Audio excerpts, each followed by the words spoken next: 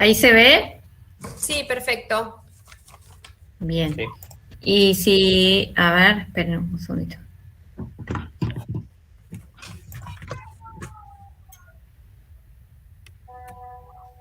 Ah, pero si no lo puedo pasar, esperen.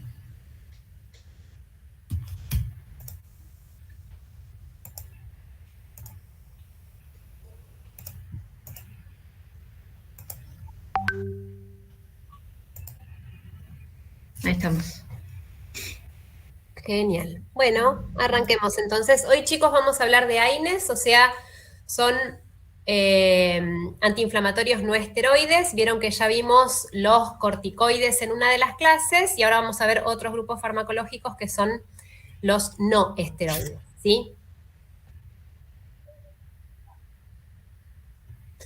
Bueno, el dolor, como saben, siempre fue una preocupación desde los comienzos de la humanidad, así que se han buscado distintos compuestos para poder paliar esto y desde la antigua Grecia que se usan hojas de este árbol, Salix alba, que por eso la droga patrón de estos grupos farmacológicos es el ácido acetil salicílico a partir de esta planta.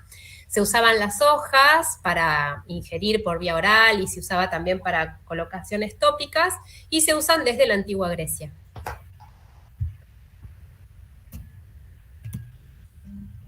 Recién en la década del 70, más o menos en 1971, este señor, que es un farmacólogo, describió el mecanismo de acción de los AINES y a partir de ahí sabemos cómo es que funcionan. Desde que se empezó a comercializar, ustedes saben, por Bayer, hasta que Bain describe el mecanismo de acción, pasaron 100 años, ¿sí? 100 años que no sabíamos bien cómo funcionaba, y este hombre por este trabajo ganó el Premio Nobel de Medicina en el 82. Bueno, ¿cómo es que usamos estos grupos farmacológicos? Lo usamos como analgésicos, o sea, para calmar el dolor, lo usamos como antipiréticos en el caso de la fiebre, como antiinflamatorios, o sea, son antiinflamatorios, y se usan como antiplaquetarios solamente con la aspirina, el ácido acetil salicílico, en dosis antiagregantes, ¿sí? O sea, en 100 miligramos por día, nada más ese. Básicamente los usos terapéuticos de todos los AINES son analgésico, antipirético y antiinflamatorio, ¿sí? Este antiplaquetario lo puse solamente al final porque aplica solo para la aspirina a dosis antiagregantes, ¿está bien? Ustedes cualquier cosa me paran y me preguntan, ¿eh? Perfecto. Ok, ¿por qué son antipiréticos? Vamos un poco a la fisiopatología de la fiebre. Ustedes saben que por distintas noxas, que pueden ser bacterias, hongos, virus, factores inmunológicos, se estimulan el macrófago y este macrófago, estos son pirógenos exógenos, esto que les dije recién, partículas virales, bacterianas, hongos, son pirógenos exógenos que estimulan el macrófago y este macrófago sintetiza pirógenos endógenos. Estos pirógenos, como la interleuquina 1 y el TNF, lo que van a hacer va a ser estimular a nivel del hipotálamo la síntesis de la prostaglandina E2 y esta prostaglandina E2 vasodilatando y aumentando la producción de calor produce la fiebre, ¿sí? Este es el origen de la fiebre. En el cuadrito que sigue es otra forma de ponérselos. Acá está, tenemos el hipotálamo, que lo que hace es la síntesis de la prostaglandina E2, ¿sí? Que a través de distintos mecanismos, como vasoconstricción, contracción muscular, aumenta la temperatura corporal, ¿sí? Hasta cierto nivel, no es que la va a aumentar para siempre, ¿está bien? Los AINES, y acá empezamos a adentrarnos un poco en el mecanismo de acción, inhibiendo la ciclooxigenasa, que es la enzima que vamos a llamar COX, lo que hace es disminuir esta síntesis de prostaglandina y de esta forma disminuye la fiebre, ¿sí? Acuérdense de los piretógenos exógenos que estimulan el macrófago, después hacen los endógenos y estos sintetizan prostaglandina 2. ¿Dónde actúan los AINES? Ahí, inhibiendo la síntesis de prostaglandina 2 a través de la inhibición de la ciclooxigenasa, ¿sí? Cuando nosotros les pedimos en las guías los dibujitos de la fisiopatología, un poco lo que buscamos es que nos pongan este tipo de esquemas, ¿sí? Así nosotros sabemos bien que ustedes están orientados, ¿sí? En dónde yo estoy actuando con mi fármaco, ¿sí? Y acá el rectangulito que le pone es del hipotálamo, que es la estructura cerebral que regula la temperatura, ¿sí? Que está en el otro dibujito que es más anatómico, digámosle, y este que en esquema, ¿sí? Bien. Bueno, entonces básicamente acá vamos a hablar de dolor. Esto es solo para introducir un poquito lo que vamos a hablar después también en opiáceos. Ustedes saben que no todos los dolores son iguales, los dolores pueden ser nociceptivos, como dice ahí, que pueden ser somáticos o viscerales. Somático me refiero a hueso, articulación, tendón, cápsula articular, ¿sí? Eso es somático. Y visceral, que puede ser el hígado, el riñón, vísceras huecas, ¿sí? Ese es el dolor a lo que nosotros le llamamos nociceptivo, ¿sí? Después tenemos el dolor neuropático, que puede ser central o periférico, que es otro tipo de dolor, es otro dolor que es más sordo, que puede estar asociado a sensación de descargas eléctricas, a pinchazos, a pérdida de sensibilidad, ¿sí? Y es otro tipo de dolor del cual no vamos a hablar hoy. Y después dolor mixto, ¿sí? La que sigue, sin que creo que es otra de clasificación. Acá de nuevo el dolor nociceptivo, que puede ser somático visceral, y el dolor neuropático, ¿sí? Nosotros hoy vamos a hablar sobre todo del dolor nociceptivo somático, ¿sí? Que es el dolor que puede ser causado por factores inflamatorios, y entonces el grupo que nosotros elegimos para esto son los AINES, ¿sí? Los antiinflamatorios no esteroides. ¿Está bien hasta acá? Ok. Seguimos entonces. Bien, este es otro esquemita. Ahí, como ven, tenemos la piel, ¿sí? Que puede ser la piel, puede ser la articulación, puede ser un hueso, puede ser una cápsula articular, ¿sí? Hay un trauma. Ese trauma lo que hace es liberar, llama células, llama a macrófagos, llama a células inflamatorias, y se liberan todos estos autacoides, todos estos mediadores inflamatorios.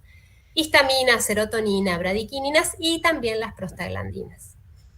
Todas estas mediadores, ahora vamos a ver qué es lo que hacen en los nervios periféricos y se va a transmitir a nivel del dolor, ¿sí? Con el caminito que ustedes ya conocen. Ganglio del asta posterior de la médula, sinapsis en la médula, luego sube, sinapsa en el tálamo y va a la corteza, ¿sí? Tanto esa es la vía del dolor hacia arriba, y como ustedes ven también hay vías en azul que son moduladoras, o sea, son vías descendentes que lo que hacen es modular el dolor, disminuir la transmisión del dolor. Eso es lo que pasa fisiológicamente, ¿sí? La que sigue. Bien, entonces, esta sopa sensibilizante que nosotros hablamos, que ya les digo, puede ser por una herida,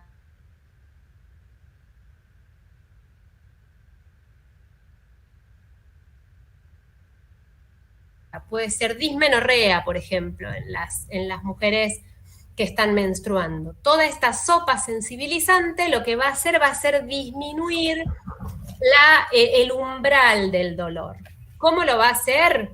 Pasemos a la otra. Bien, lo que va a hacer, acá ven que tenemos. La estrellita dice la inflamación, ¿sí? Esta inflamación sintetiza las prostaglandinas y estas prostaglandinas van a abrir canales de sodio.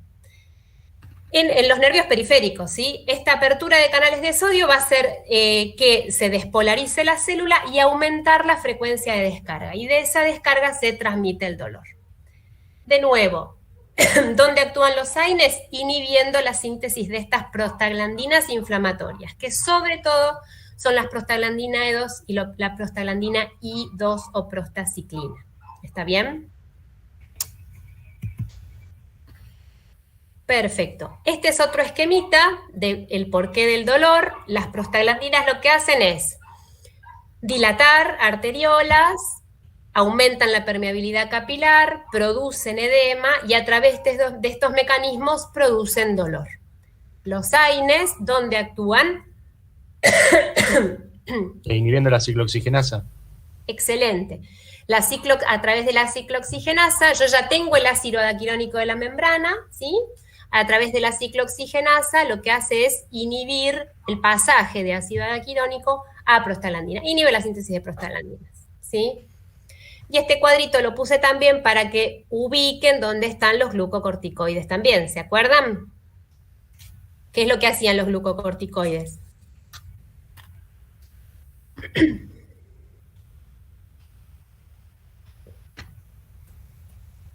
No sé si está bien, profe, no me acuerdo bien. ¿Puede ser que inhibían a la lipocortina? O bueno, ese era otro mecanismo. No, la lipocortina está. Está la lipocortina. ¿Qué hace con la lipocortina?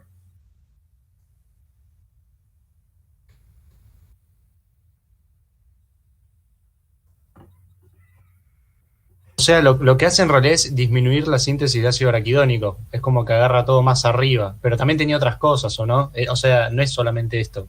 Exacto, tenía todo lo que es los mecanismos genómicos y no genómicos, de traducción de genes proinflamatorios, inhibición de los proinflamatorios y la traducción de los antiinflamatorios, y dentro de esos genes que inducen está la lipocortina, y la lipocortina inhibe la fosfolipasa 2, ¿sí? Que la fosfolipasa 2 es la enzima que saca el ácido araquidónico de los fosfolípidos de membrana. ¿Está bien? Pero esto es para que recuerden dónde actúan los AINES y cómo el glucocorticoide actúa un cachito más arriba, ¿sí? Bien, seguimos entonces. Bueno, acá es otro dibujo donde ven dónde actúan los antiinflamatorios. Fíjense que el antiinflamatorio actúa sobre todo bien distal. Ahora vamos a ver igual que también pueden actuar en el sistema nervioso central donde hay una COX, pero actúan sobre todo a nivel periférico, y después hay otros grupos farmacológicos como los anestésicos locales, los opiáceos que actúan a nivel central, y los alfa-2 agonistas que si ¿se acuerdan de los alfa-2 agonistas? ¿Dónde estaban? ¿Dónde actuaban? ¿Puede ser que es en la membrana presináptica? Claro, excelente. Son receptores presinápticos que lo que hacen es disminuir la secreción de noradrenalina, ¿sí? Entonces, de esa forma disminuyen la transmisión eléctrica. De todas formas, no se usan mucho en la práctica, sobre todo nos vamos a ver los opiáceos, y hoy que vemos los antiinflamatorios que ven que actúan en la zona periférica en el lugar del trauma, ¿sí? Seguimos. Lo mismo, esto es los fosfolípidos de membrana, que a través de la fosfolipasa 2 saca de los fosfolípidos el ácido araquidónico, y el ácido araquidónico tiene dos vías, o la ciclooxigenasa, que es la que vamos a estar inhibiendo hoy con los AINES, o la lipoxigenasa, que es el que te da los leucotrienos, ¿sí? Cuando yo inhibo la ciclooxigenasa, ¿para dónde va? ¿Para qué lado va la vía metabólica? Para los leucotrienos. Claro, voy a tener más síntesis de leucotrienos, eso va a tener alguna incidencia de algunos efectos en algunos grupos de AINES, ¿sí? Seguimos. Bien, como decíamos entonces, los AINES inhiben la COX. La ciclooxigenasa tenemos de dos tipos, tenemos la COX-1 y la COX-2. Y hay otros más, pero vamos a hablar de estos y un poquito de la COX-3.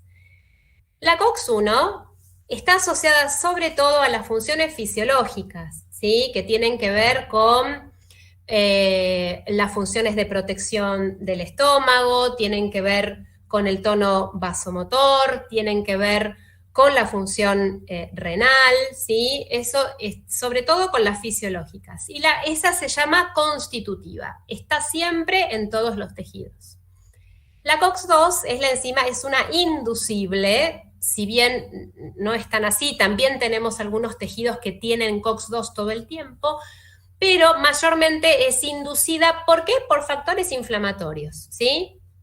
y se van a estar sintetizando en otros tejidos. Sobre todo la COX-2 está en el sistema nervioso central, está en el intestino y está en el riñón y en el endotelio, ¿sí?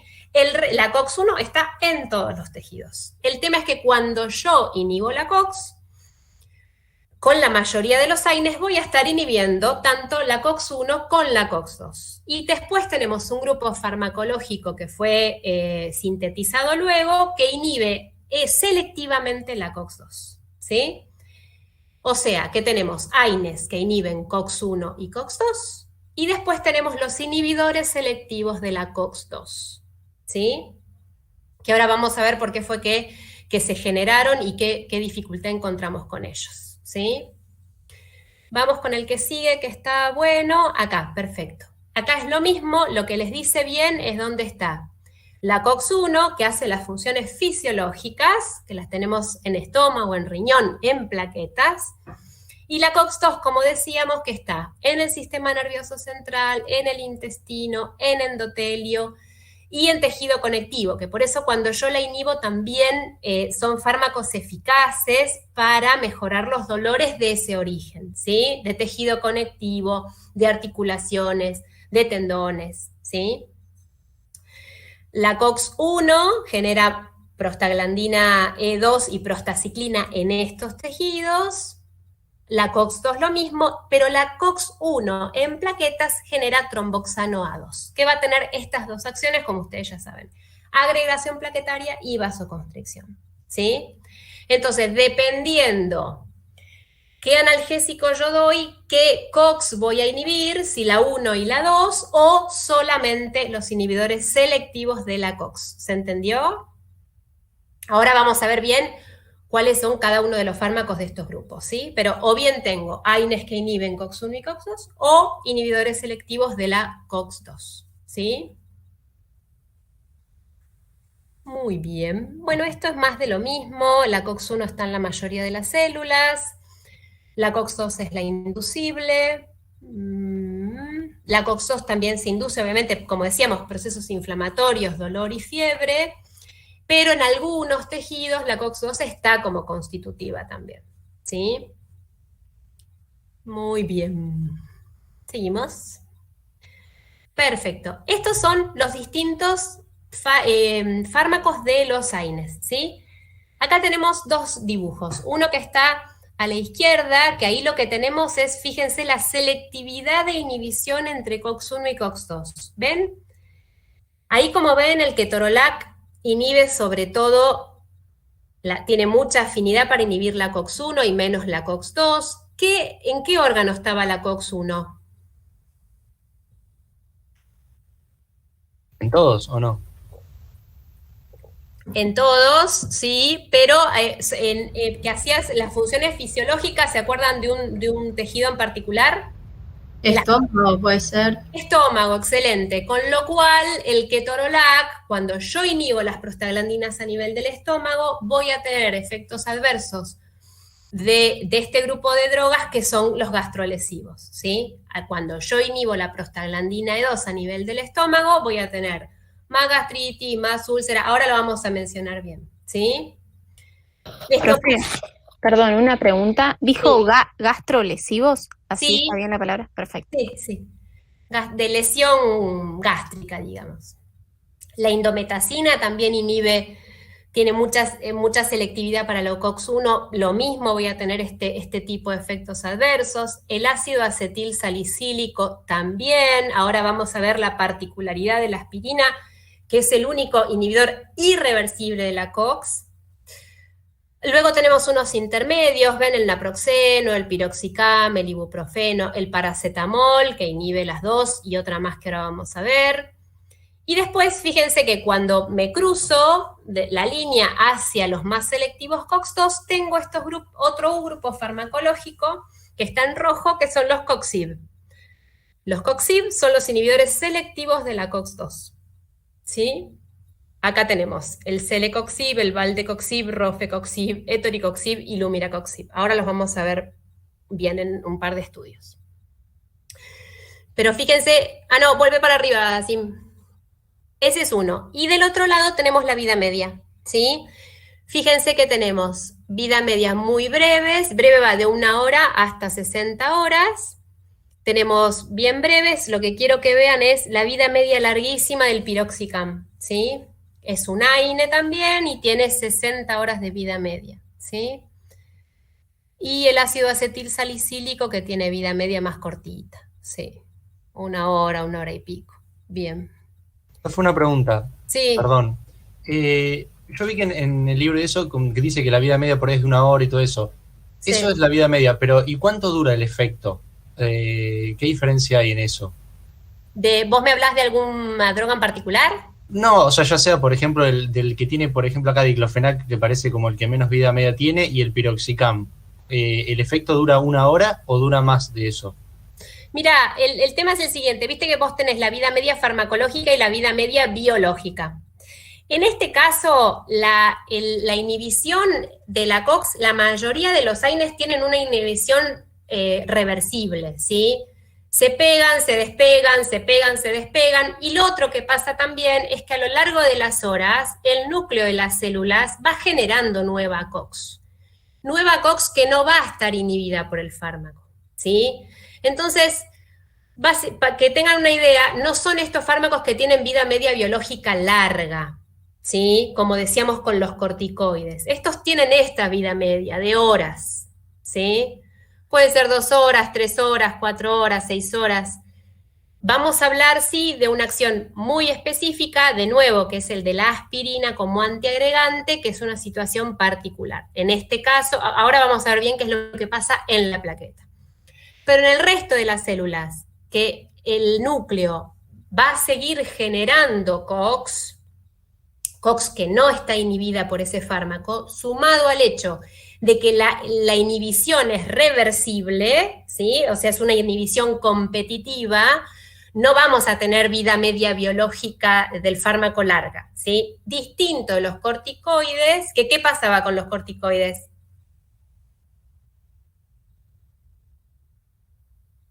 Que iban directo al núcleo por ahí, entonces era diferente.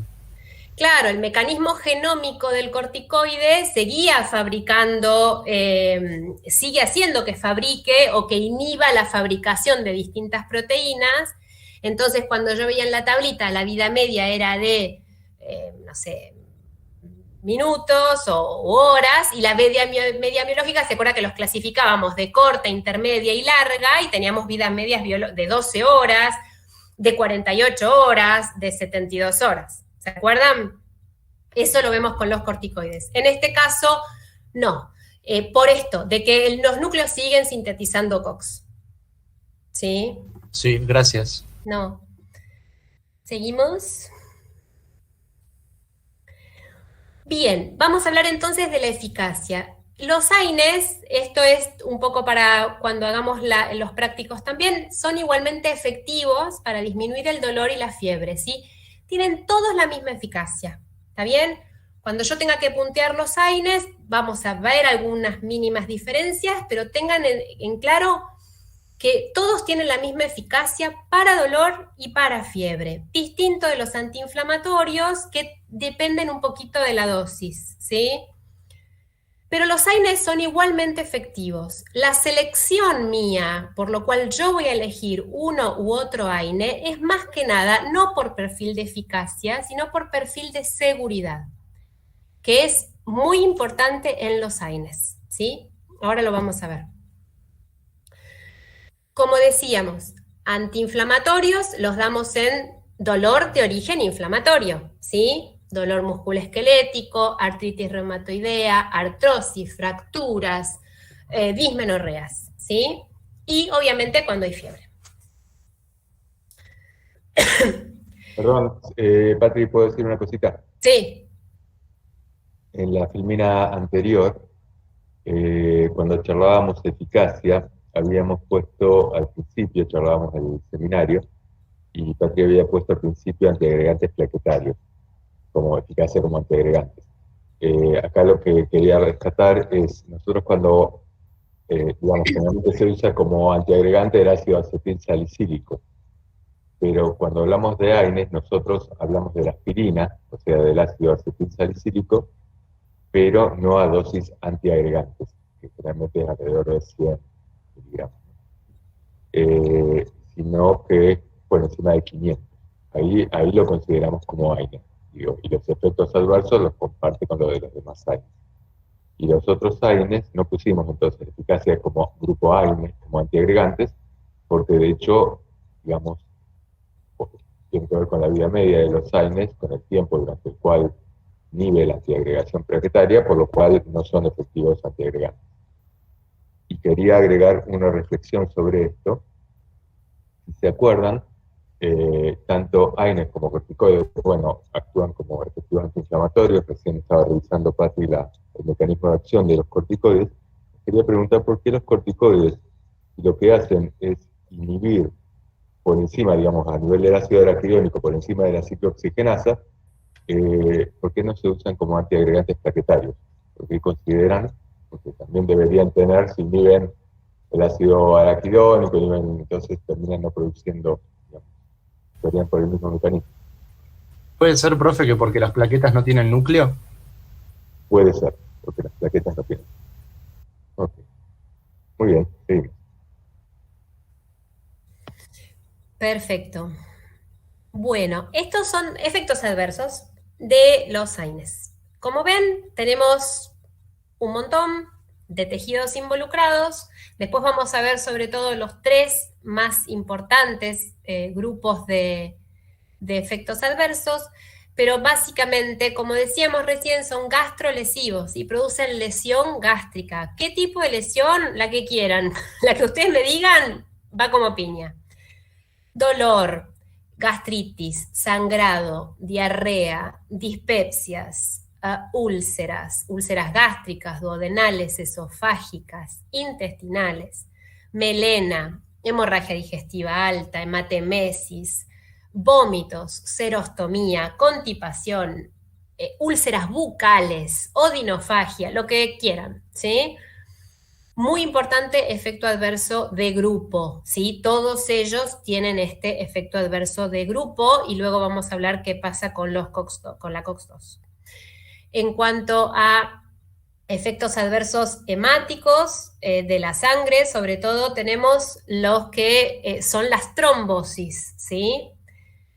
Vamos a ver bien qué es lo que pasa con los analgésicos y los eventos trombóticos vasculares. Esto es accidente cerebrovascular, infarto, accidente isquémico transitorio, ¿sí? Todos ellos tienen riesgo de eventos cardiovasculares y de mortalidad cardiovascular, con la excepción, de nuevo, de la aspirina a dosis antiagregante. Es lo único que se da como profilaxis de enfermedad cardiovascular.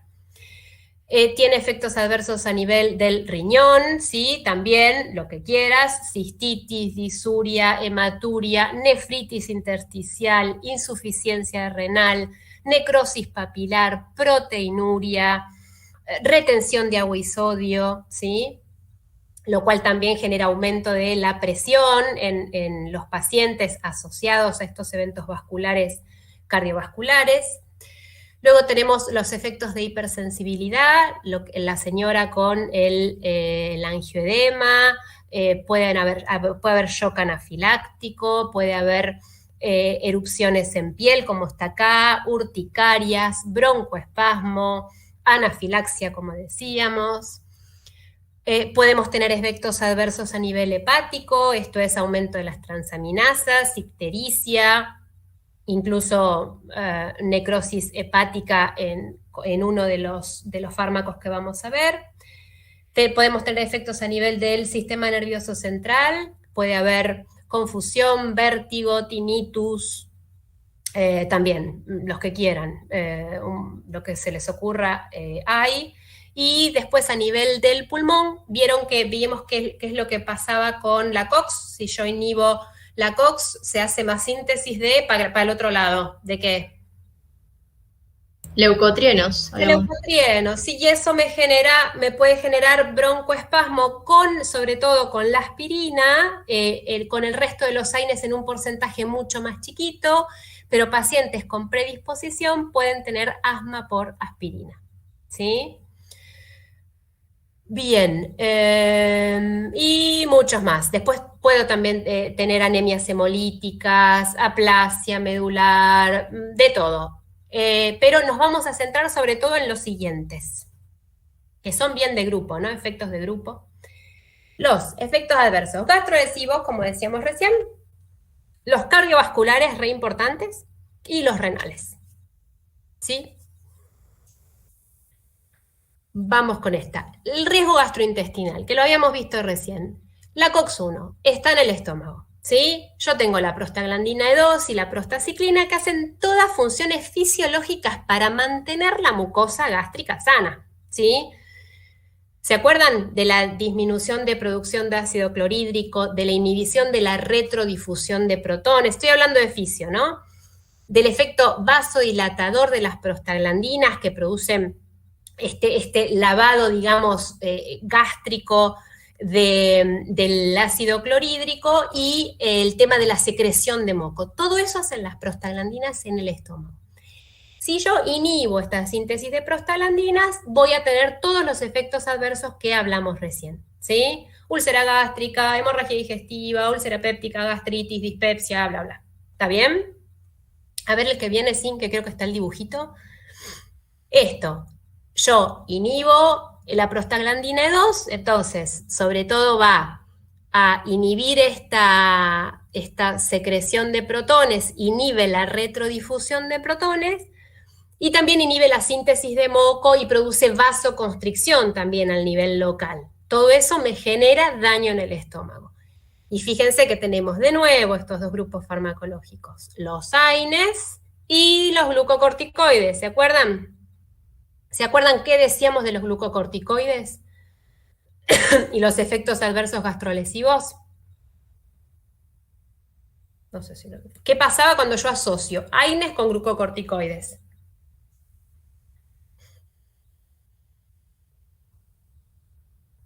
¿Lo dijimos, Emi? No me acuerdo. ¿Puede ser que empeora todo? Sí, sí, la verdad es que empeora todo. Entonces, como vos tenés el doble o 4 veces más de chances de hacer complicaciones gástricas cuando vos asociás ambas drogas, lo mandatorio es hacer una gastroprotección, ¿sí? Dar fármacos cuando vos asociás ambas drogas, ¿sí? Cuando yo doy una sola, ¿doy siempre gastroprotección? Yo doy AINES solo, ponele. Le doy un señor, tiene un esguince, diclofenac. ¿Le doy gastroprotección? No, excepto que tenga algún antecedente. Sí, exacto, excelente. Depende del paciente, ¿sí? Y ahora vamos a ver a qué tipos de pacientes, ¿sí? Le ponemos gastroprotección. Muy bien, seguimos. Esto ya lo dijimos. Todas las cosas que te puede producir a nivel gastrointestinal. Puse obstrucción, que me llamó la atención, yo no sabía, pero también obstrucción intestinal puede dar. Y miren, 38% de las hemorragias digestivas altas se atribuyen al uso de AINES, ¿sí? El tema con los AINES, chicos, es que son muy usados, muy usados. Venta libre, la gente los toma muchísimo, muchas veces no se consideran fármacos, y cuando vos le preguntás, señor, ¿qué medicación toma? No te lo dicen, no te dicen que están hace un mes con... O es la típica, me siento cansado, y cuando me siento cansado me tomo un diclofenac y como que levanto, y bueno, y por ahí hace años que tienen esta conducta, y no te lo dicen. Hay que preguntarlo bien en el interrogatorio. Toma aspirina, diclofenac, ibuprofeno, y la mitad de los pacientes te van a decir que sí. Seguimos. Bien, entonces, para esquivar este efecto de la COX-1, que me produjo todos estos eventos gastrointestinales que son un problema muy importante de salud, se generó este grupo de inhibidores de la COX-2. Entonces, buenísimo. No tengo el efecto adverso gastrointestinal. Inhibo solo la COX-2, la que se induce, la que está en inflamación, golazo. Ahí nacen los COX-IB. Entonces, como son selectivos de la COX-2, en el estómago no pasa naranja. Pero ¿qué fue lo que pasó? ¿Qué fue lo que vimos con el uso de este grupo farmacológico? Dale, Sin, a ver cuál es el próximo. Esto es para que vean, para repasar un poquito esto de los gráficos de cajas y bigotes. Esto lo vieron la semana pasada. Esto lo que les está mostrando es el riesgo relativo de 1, ¿sí? ¿Se acuerdan? Acá lo que se ve es el riesgo de eventos gastrointestinales. Entonces, como ven, si supera el 1, ¿qué pasa? Si el riesgo relativo es superior a 1. Hay daño. Hay daño asociado con la droga. Entonces, lo que se vio que en todas estas drogas que están acá, tienen, sobre todo los intervalos de confianza que superan el 1, se sabe que ese es el resultado de la intervención. O sea, a mí estos gráficos me sirven cuando la línea esta vertical no atraviesa el 1, ¿sí? Cuando atraviesa el 1 yo no estoy segura bien de cuál fue el resultado de mi intervención. Ahora, cuando está bien por arriba de 1 o bien por abajo de 1, yo sé si me beneficia o me perjudica. En este caso lo que vemos es que la mayoría de los intervalos de confianza están por arriba del 1, con lo cual yo tengo riesgo de hacer eventos adversos gastrointestinales con todas estas intervenciones. Y fíjense que son casi todos los AINES. Fijémonos la que viene. Lo mismo, ven que todos bien arriba de 1, solo hay uno que es el celecoxib, que es este de los COX-2, que tiene el intervalo de confianza que atraviesa el 1, con lo cual yo eso no lo puedo considerar estadísticamente significativo, no sé si me beneficia o me perjudica, pero el resto tienen todos alto riesgo de enfermedad gastrointestinal, ¿sí? Seguimos. Esto es lo mismo, pero con los COX-2, y fíjense que con los COX-2 para eventos gastrointestinales lo que hay es una menor incidencia de enfermedad gastrointestinal, ¿sí? Con el COX-2. Ven que están casi todos corriditos para menos que 1, con lo cual disminuye el riesgo, y el diamante es la sumatoria de todas las líneas de arriba, ¿sí? El diamante me pone la cantidad de población que yo tengo de la sumatoria de arriba, y el punto medio es mi punto medio estimado, ¿sí? Y las puntitas del diamante hacia los costados es mi intervalo de confianza, ¿está bien? Los dos diamantes, fíjense que están bien corridos hacia la izquierda, esto es que tengo un riesgo disminuido con los COX-2 de eventos gastrointestinales, ¿sí? Pati, ¿puedo decir una cosita? Sí. Digo tres por episodio, muy rápido. Una es la menor incidencia de efectos gastrointestinales por los inhibidores COX-2, que es la oxigenasa 2, está demostrado por un periodo de 6 meses. Sí. Más allá de los 6 meses no hay nada demostrado y probablemente tengan la misma incidencia, más bien tienden a acercarse al mismo riesgo de eventos gastrointestinales. Eso para tener en cuenta. Sí. El segundo punto es la cuestión de los nichos. Lo agregamos ahora, lo agregué hoy en la introducción. Que, digamos, es muy difícil cuando, no sé, viene un paciente con dolor por una tendinitis o porque se dobló un tobillo, qué sé yo, y en general el traumatólogo o el médico generalista le indica diclofenac. Y si viene una piba que tiene dismenorrea, ¿qué le van a indicar? ¿Qué toma? ¿Qué toma? Digamos ustedes. Dolor menstrual, ¿qué toma? A una chica que menstrua, que sale en las propagandas. ¿Qué le parece que toma? Ibuprofeno. Toma ibuprofeno. Ahora, lo que está diciendo Patri es, fíjense, todos los AINES tienen la misma eficacia analgésica, antiinflamatoria. Y lo que varía son los efectos adversos, con lo cual uno se pregunta por qué, si lo que tenés es un dolor, un esguince, tomás diclofenac, que tiene un perfil de efectos adversos, y si tiene dismenorrea, tomás ibuprofeno. Y si tiene dolor, no sé, los pacientes que van al odontólogo en general salen con un ketorolac, bastante común, o en el postoperatorio se pone ketorolac endovenoso. Siempre. Y el ketorolac, cuando ustedes miran, nosotros en uno o dos de los materiales que les pasamos, tienen una tablita, tienen un par de tablas en las cuales comparan el riesgo relativo de efectos gastrointestinales. Y el riesgo relativo de ibuprofeno, por ejemplo, es 1.6, quiere decir que aumenta el 60% el riesgo gastrointestinal con respecto al que no lo toma. Pero el riesgo relativo de ketorolac es 24. Con lo cual uno se pregunta por qué una persona que le duele el diente está tomando un ketorolac, que tiene la misma eficacia analgésica y tiene no el doble de probabilidades de riesgo gastrointestinal, sino, digamos, o sea, no aumenta a 100, sino aumenta 1000%, 1400% el riesgo gastrointestinal. Y esto tiene una sola respuesta, que es una cuestión de mercado. O sea, se hacen estudios, es muy difícil competirle al ibuprofeno, hay que entrar a competirle al ibuprofeno por la dismenorrea, con otro aire, con otro laboratorio, con otro aire. Y esto tiene que ver con estas cuestiones. Por eso nosotros insistimos en la cuestión de miren ustedes la eficacia, la seguridad, porque si no caemos, para tal cosa, bueno, para el postoperatorio usa ketorolac, para tal cosa usa diclofenac, para tal naproxeno, si tiene riesgo cardiovascular, naproxeno, no sé. Siempre caemos en estas cuestiones y es muy interesante que rompamos esto. Por eso insistimos mucho en este modelo, bueno, tratemos nosotros de pensar con las herramientas que tenemos. Bueno, listo. Perdón que hablo pausado, estoy muy cansado ya.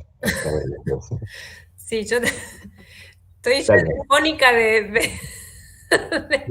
pego unos gritos porque creo que se escuchan mis hijas todo el tiempo, entonces pego gritos para tratar de superar el ruido y me quedo difónica de la reunión solamente. Bueno, seguimos.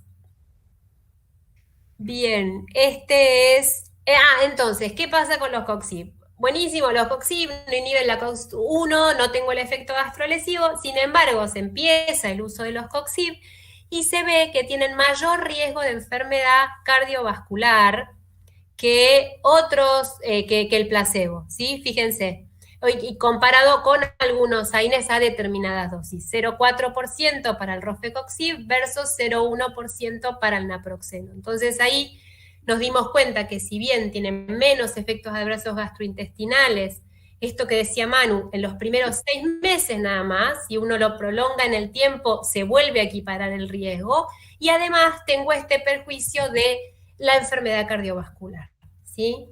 ¿Seguimos?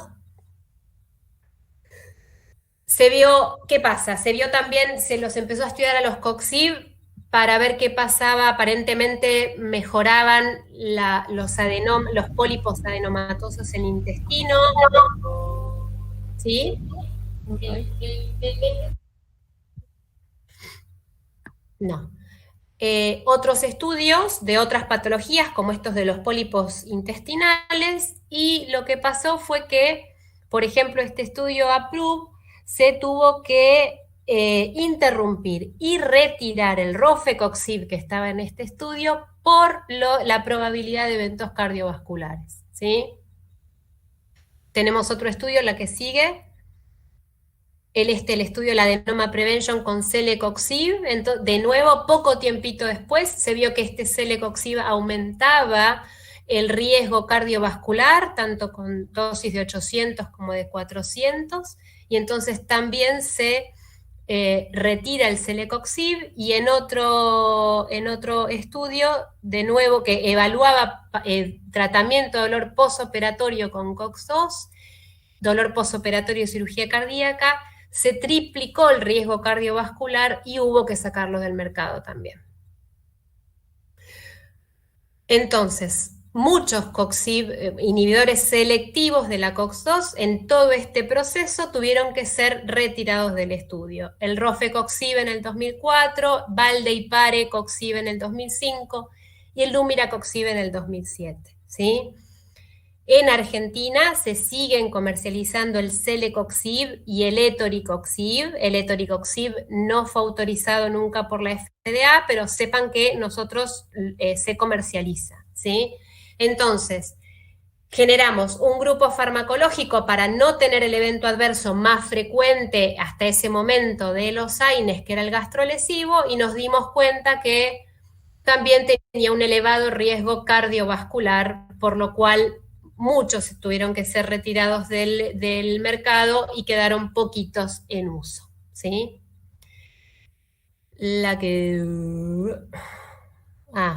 Bueno, antes de seguir con esto.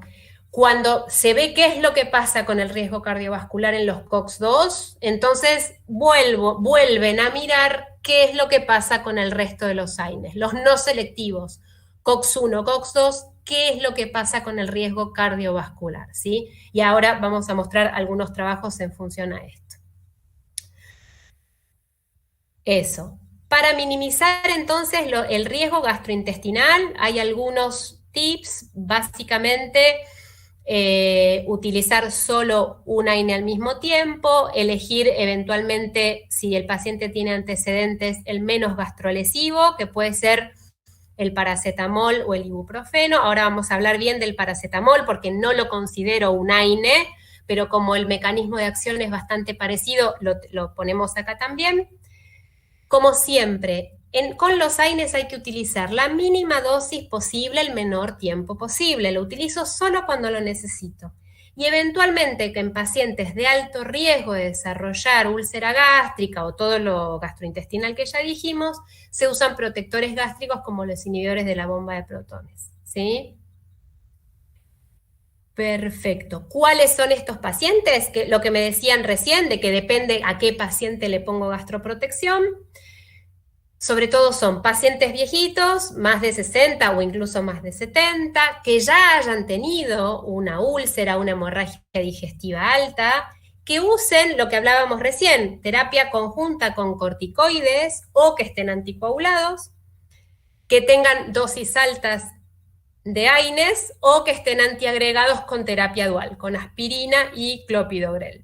O que ya tengan síntomas, ¿sí? Que tengan dispepsia, reflujo gastroesofágico, ¿sí? En estos casos, yo tengo que proteger a estos pacientes de este desarrollo de efectos adversos muy frecuentes de los AINES.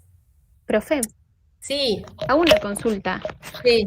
Por ejemplo, si nosotros, si los médicos, todavía nosotros no, recetan ibuprofeno o algún agente de estos gastrolesivos. Sí. El gastroprotector, ¿a partir de cuántos días? A ver, ¿cómo reformulo mi pregunta? A partir de, si nosotros, por ejemplo, el paciente lo toma 2, 3 días, no necesita un gastroprotector. ¿A partir de cuántos días que tome un gastrolesivo necesita el gastroprotector? No sé si me explico. Si el paciente tiene este riesgo que decíamos, los pacientes con alto riesgo de desarrollo de enfermedad gástrica, lo tengo que dar junto.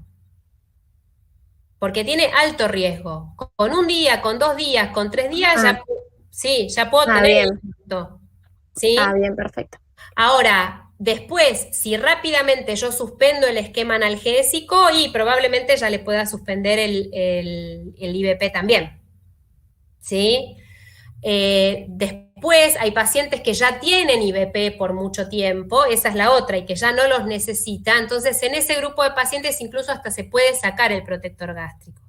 Pero si son pacientes viejitos, si ya tuvo una úlcera gástrica, si ya tuvo una hemorragia digestiva, si además tiene corticoides, además tiene aspirineta y clopidogrel, ese paciente con 2 comprimidos de ibuprofeno ya puedo hacer lío. ¿Entendés? No voy a esperar a que haga el síntoma. Ya tiene factor de riesgo, lo trato en el momento. ¿Sí? Lo importante es no dormirme y no dejarle ni el analgésico ni el IBP piñón fijo. ¿Entendés? Porque eso es lo que vemos después, que el paciente queda con omeprazol 18 meses y no lo necesitaba. ¿Entendés?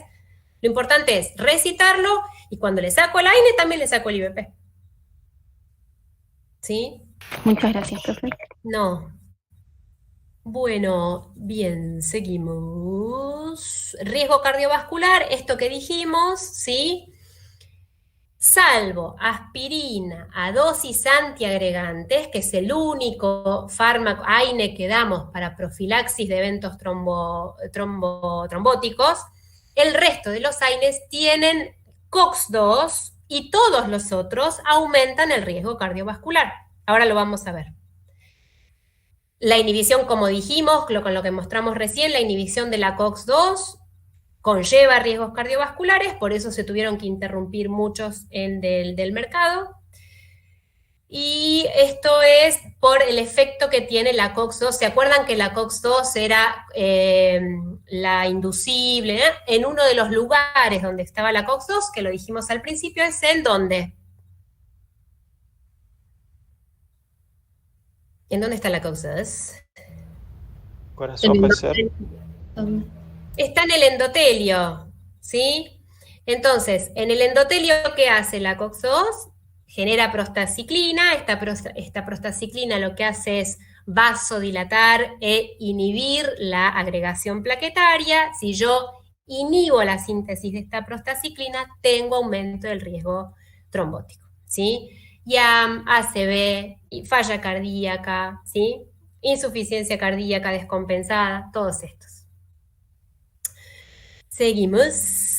Bien, entonces se hizo un estudio re grande, que es que es el Precision, que, como les decía, vieron que nos encontramos con el problemón de la enfermedad cardiovascular del COX-2. Esto nos hizo ir para atrás y ver, bueno, pero esto nos pasa con los inhibidores de la COX. ¿Y qué onda con el resto de los AINES que también tienen inhibición de la COX-2? ¿Sí? ¿Qué onda el ibuprofeno? ¿Qué onda el diclofenac? ¿Qué onda el naproxeno? Entonces, se empezaron a hacer estudios para comparar estos fármacos. La que sigue. Bien, entonces, acá yo lo que les marqué, esta es la tabla 3 de este estudio Precision, lo que les marqué básicamente que me interesa que vean, vieron que yo les marco los que tienen el intervalo de confianza o bien que son bien menos de 1, o sea que vemos que tienen menos riesgo, esto ya lo conocemos, que tiene menos riesgo de eventos gastrointestinales el Coxib versus naproxeno, que son estos tres, los tres ovaleos de la izquierda, menos evento adverso gastrointestinal del Coxib versus un AINE, al menos en estos primeros 6 meses, pero cuando vamos a la columna de la derecha, vemos que ya hay un riesgo relativo de 1 o muy cerquita del 1, ¿ven? Ese de 1,02 que va al intervalo de confianza o 0,97 de eventos cardiovasculares de celecoxib versus ibuprofeno, vale decir, prácticamente es el mismo riesgo cardiovascular del COX-2 que el ibuprofeno. ¿Lo ven a eso? ¿Ven que está cerquita del 1, mi intervalo de confianza? O sea, ahí ya veo que hay un riesgo cardiovascular de los AINES también, como el ibuprofeno. Y después son los 3 gastrointestinales, que son un evento compuesto, un clínicamente significativo y una anemia por déficit de hierro, que esa es otra de las formas de medir el evento adverso gastrointestinal. Por ahí el paciente no tiene una hemorragia digestiva, pero hace una anemia por pérdida crónica, una anemia ferropénica. Y obviamente, como decíamos, el riesgo es mucho menor con celecoxib por estas características que por el ibuprofeno.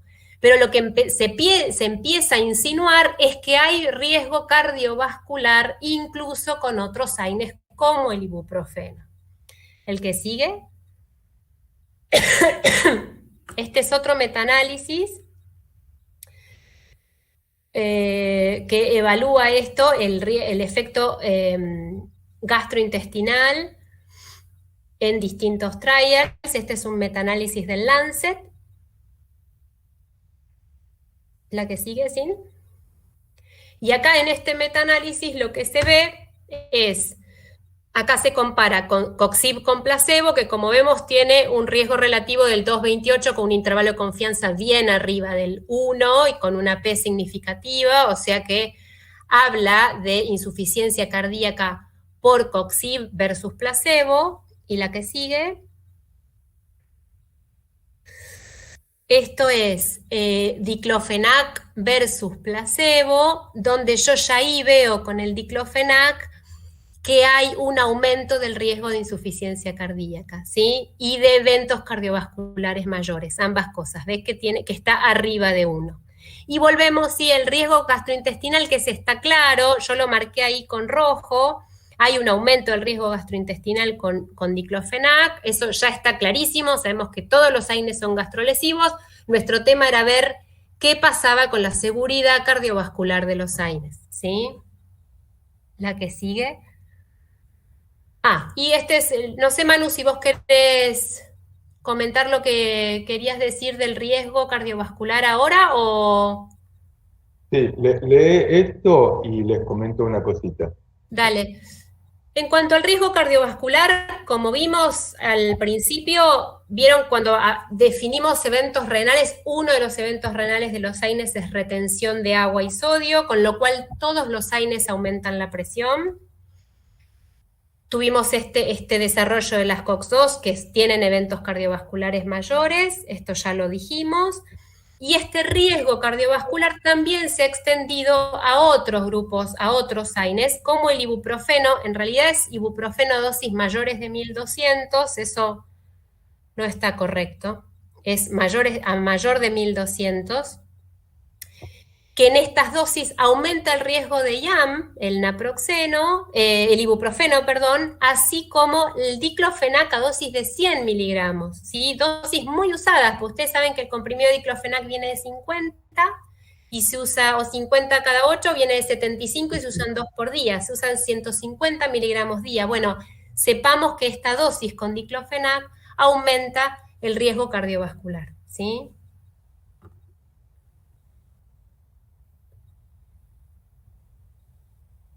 Manu, ¿querés mechar ahora o...? Mira, si querés, sí, lo que pasa, no sé, Cintia, si se puede mostrar un poquito lo que te pasé recién, yo les voy comentando esto. Nosotros, Dame un minutito. sí, pero mientras les comento, porque igual es así. Acá con AINES, lo que me voy a referir es a fuentes de información, y les voy a contar un poquito la cuestión de qué hacemos nosotros con esto. Fíjense, con AINES hay algunas cuestiones que se saben. Por ejemplo, hace mucho tiempo ya se viene sabiendo que la eficacia es bastante similar a dosis equipotentes. Obviamente, si estamos dando 200 miligramos de celecoxib versus 150 de diclofenac, no son dosis equipotentes, y tampoco los efectos adversos van a ser similares, digamos. Es esperable que tengo dosis mucho más altas de diclofenac con respecto a esa dosis de celecoxib. Pero a dosis equipotentes se sabe que más o menos la eficacia es similar. Y también el tema de lo gastrolesivo. Entonces, cuando nosotros leemos los temas, Patri, Emilce, cualquiera de nosotros leemos estos temas, agarramos el Goodman, agarramos una revisión, y nosotros lo que hacemos es reproducir esta búsqueda en lo que les pasamos. Entonces, en la bibliografía, cuando les pasamos la bibliografía, les pasamos, a ver, este es el TP, y en la bibliografía, digamos, requerida, ponemos un boletín de información de Navarra, que es un boletín independiente que cuenta los efectos adversos de los AINES como una cosa general, es del 2016. Otro que dice Medicina basada en la evidencia de los AINES, que está muy lindo, también es del 2013, y el Goodman. Entonces, estas son fuentes secundarias, con lo cual podemos mirar un montón de cosas.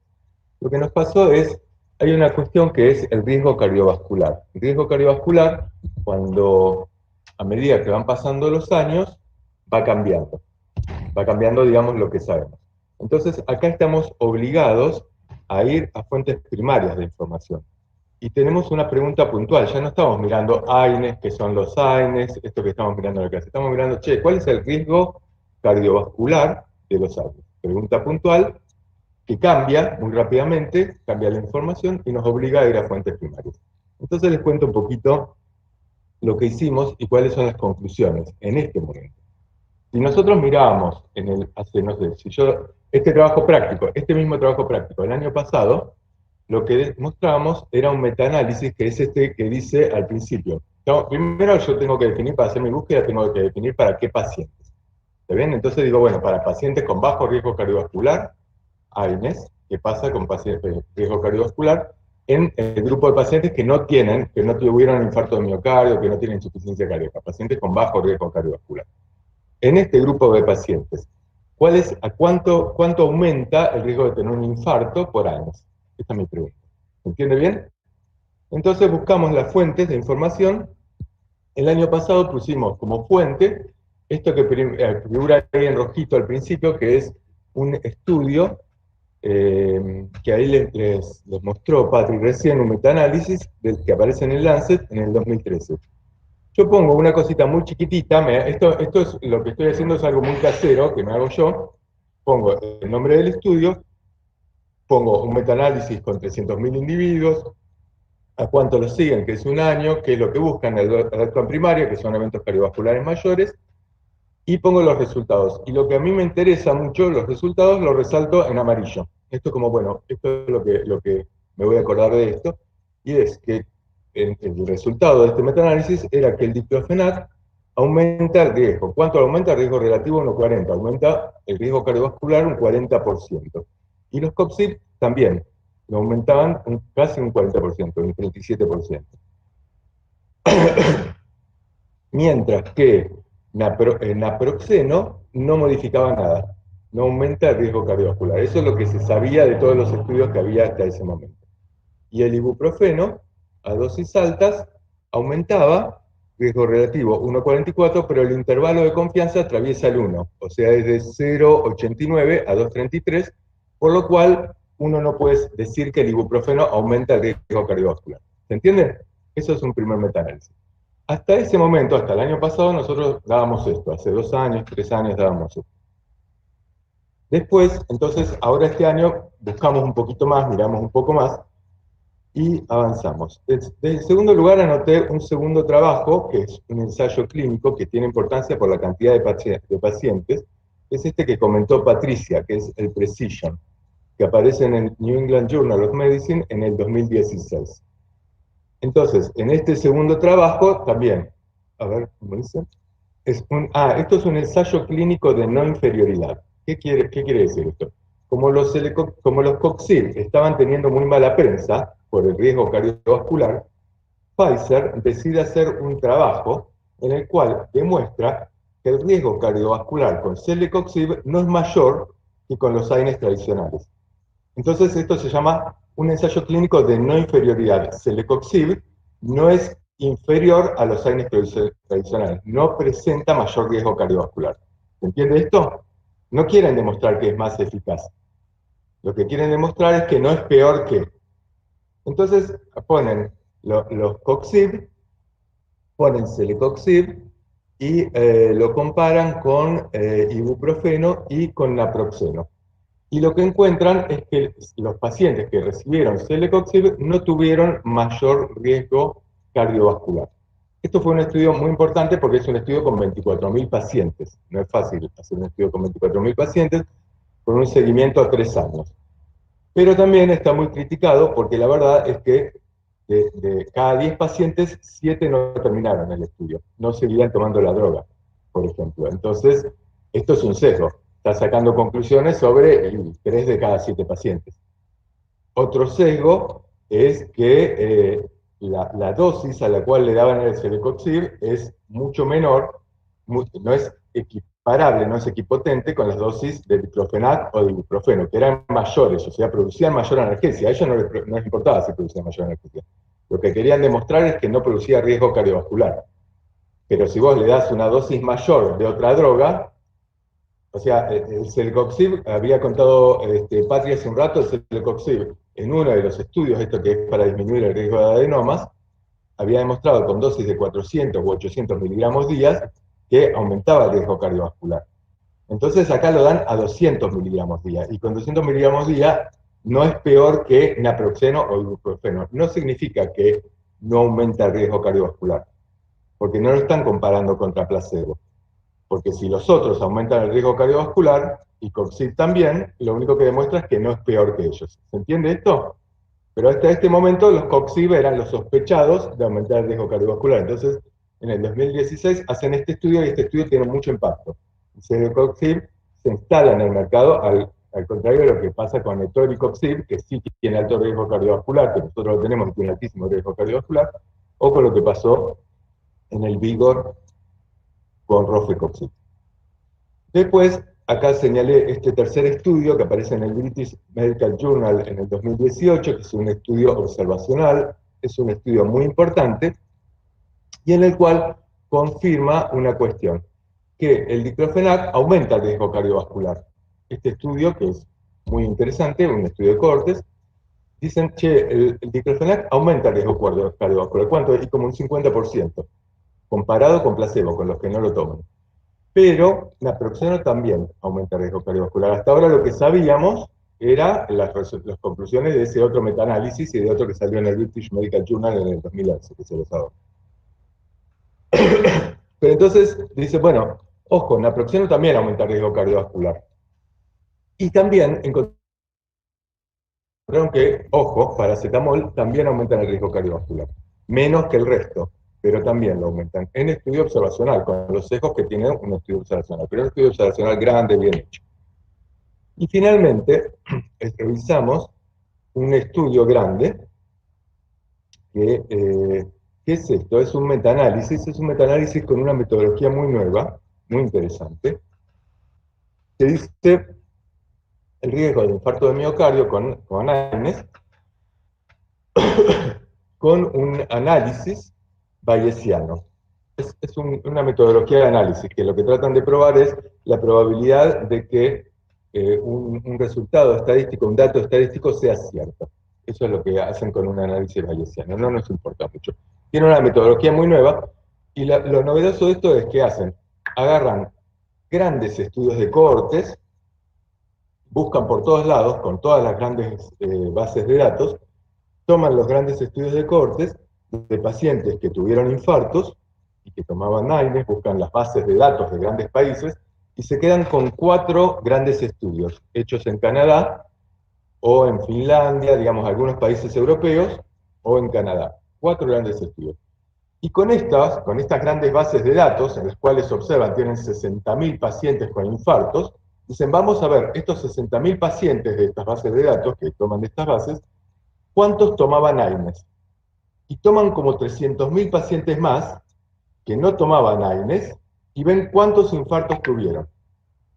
Entonces agarran y dicen, che, toman los pacientes que tuvieron infarto, 60.000 que tuvieron infarto, y los 300.000 que no tuvieron infarto. Y ven cuántos AINES tomaban cada uno.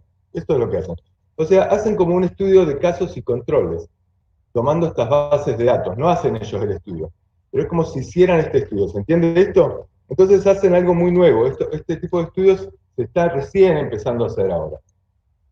Y con esto comparan una serie de cosas. ¿Qué es lo que comparan? Comparan el tiempo de exposición, por ejemplo, qué pasó, cuánto tiempo, los pacientes que estuvieron infartados y no infartados, cuánto tiempo tuvieron que tomar el AINE. Entonces dicen, che, los que tomaban entre 1 y 7 días, los que tomaban entre 7 días y 30 días, y los que tomaban entre 30 días y un año. ¿Qué pasó? ¿Se necesita mucho tiempo tomar un AINE para tener un infarto? Esta es la pregunta. La otra pregunta son las dosis. Y la otra pregunta es comparar los distintos AINES. Entonces hacen estas 3 cosas y sacan algunas conclusiones. Las conclusiones son interesantísimas y son muy fuertes porque justamente lo someten a este análisis bayesiano, que dice, che, la probabilidad de esto que te digo sea cierto es de un 90%, 92 o un 96%. O sea, es altamente, lo someten a un análisis estadístico, con lo cual hacen un metaanálisis muy novedoso, muy interesante, pero que te da estos otros datos que los otros estudios no te estaban dando, que es a qué dosis, durante cuánto tiempo. Y acá yo me subrayo en amarillo los resultados, que a mí me interesan. Entonces los resultados, esto igual se los escribo cortito en la introducción, pero los resultados es que si una persona toma AINES entre 1 y 7 días, aumenta el riesgo de tener un infarto entre un 20 y un 50%. No necesitamos una paciente con artritis reumatoidea. Nosotros tomamos AINES porque nos duele la pata. Y lo tomamos 6 días y nos aumenta el riesgo de infarto de miocardio entre un 20 y un 50%. Depende de qué AINES. Pero todos lo hacen. Todos con los cuales ellos miran diclofenac, naproxeno, ibuproxeno, celecoxib y rofecoxib. Esto es lo que ellos miran en este estudio. Profe, una pregunta. Ahí que dice, por ejemplo, eso que estabas diciendo, de tomar el AINE 7 días aumenta el riesgo de infarto de 92 a 99%. O sea, ¿qué quiere decir? ¿Cómo? No aumenta el riesgo de infarto de 92 a 99%. Aumenta el riesgo de infarto entre un 20 y un 50%.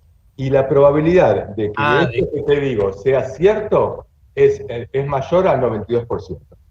Pero, o sea, y más allá de eso, o sea, de todos los que estudiaron, o sea que entre el 20 y el 50% les agarraron infartos.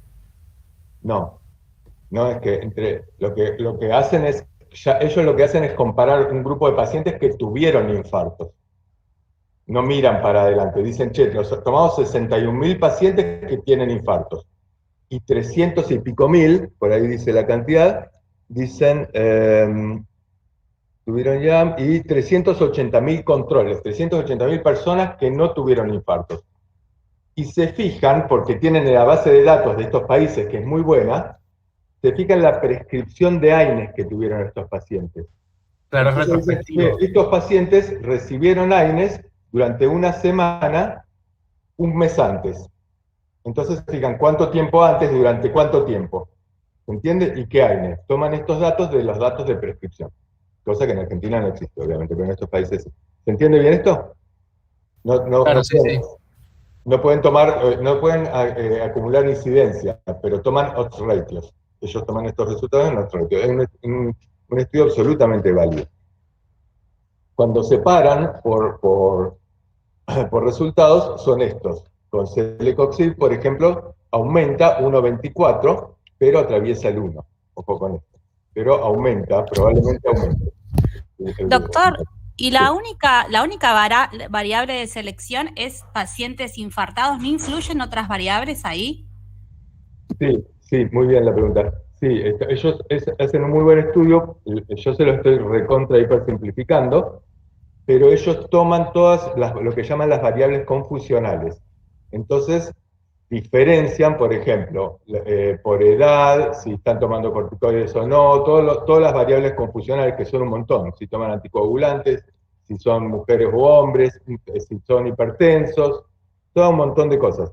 El estudio, ustedes lo tienen, porque estos 4 estudios que les estoy poniendo acá, el estudio de Nissan, que es el ensayo clínico, el metaanálisis, esto nosotros se los estamos poniendo como bibliografía, lo llamamos bibliografía, trabajo práctico, ¿cómo se llama la bibliografía? Le pusimos bibliografía requerida, esos 3 que dijimos que eran fuentes secundarias, y acá pusimos material de apoyo, lectura opcional, lo llamamos así. Y acá les agregamos estos estudios, esto y alguno más, como para que ustedes los puedan mirar, si quieren. Se los comentamos en la introducción y los pueden mirar. Lo pueden mirar, revisar, lo que pasa es que sabemos que no tienen tiempo, entonces en vez de hacerles analizar cada estudio, que se van a volver locos, se los comentamos y les damos el estudio. ¿Está bien? Y esto es lo que estamos haciendo ahora. Pero fíjense, por ejemplo, con ibuprofeno, ¿no? Todos tomamos ibuprofeno. Si tomamos ibuprofeno, la probabilidad de tener, o sea, ¿cuánto te aumenta el riesgo de infarto de miocardio? Te aumenta un 48%. Un 48%.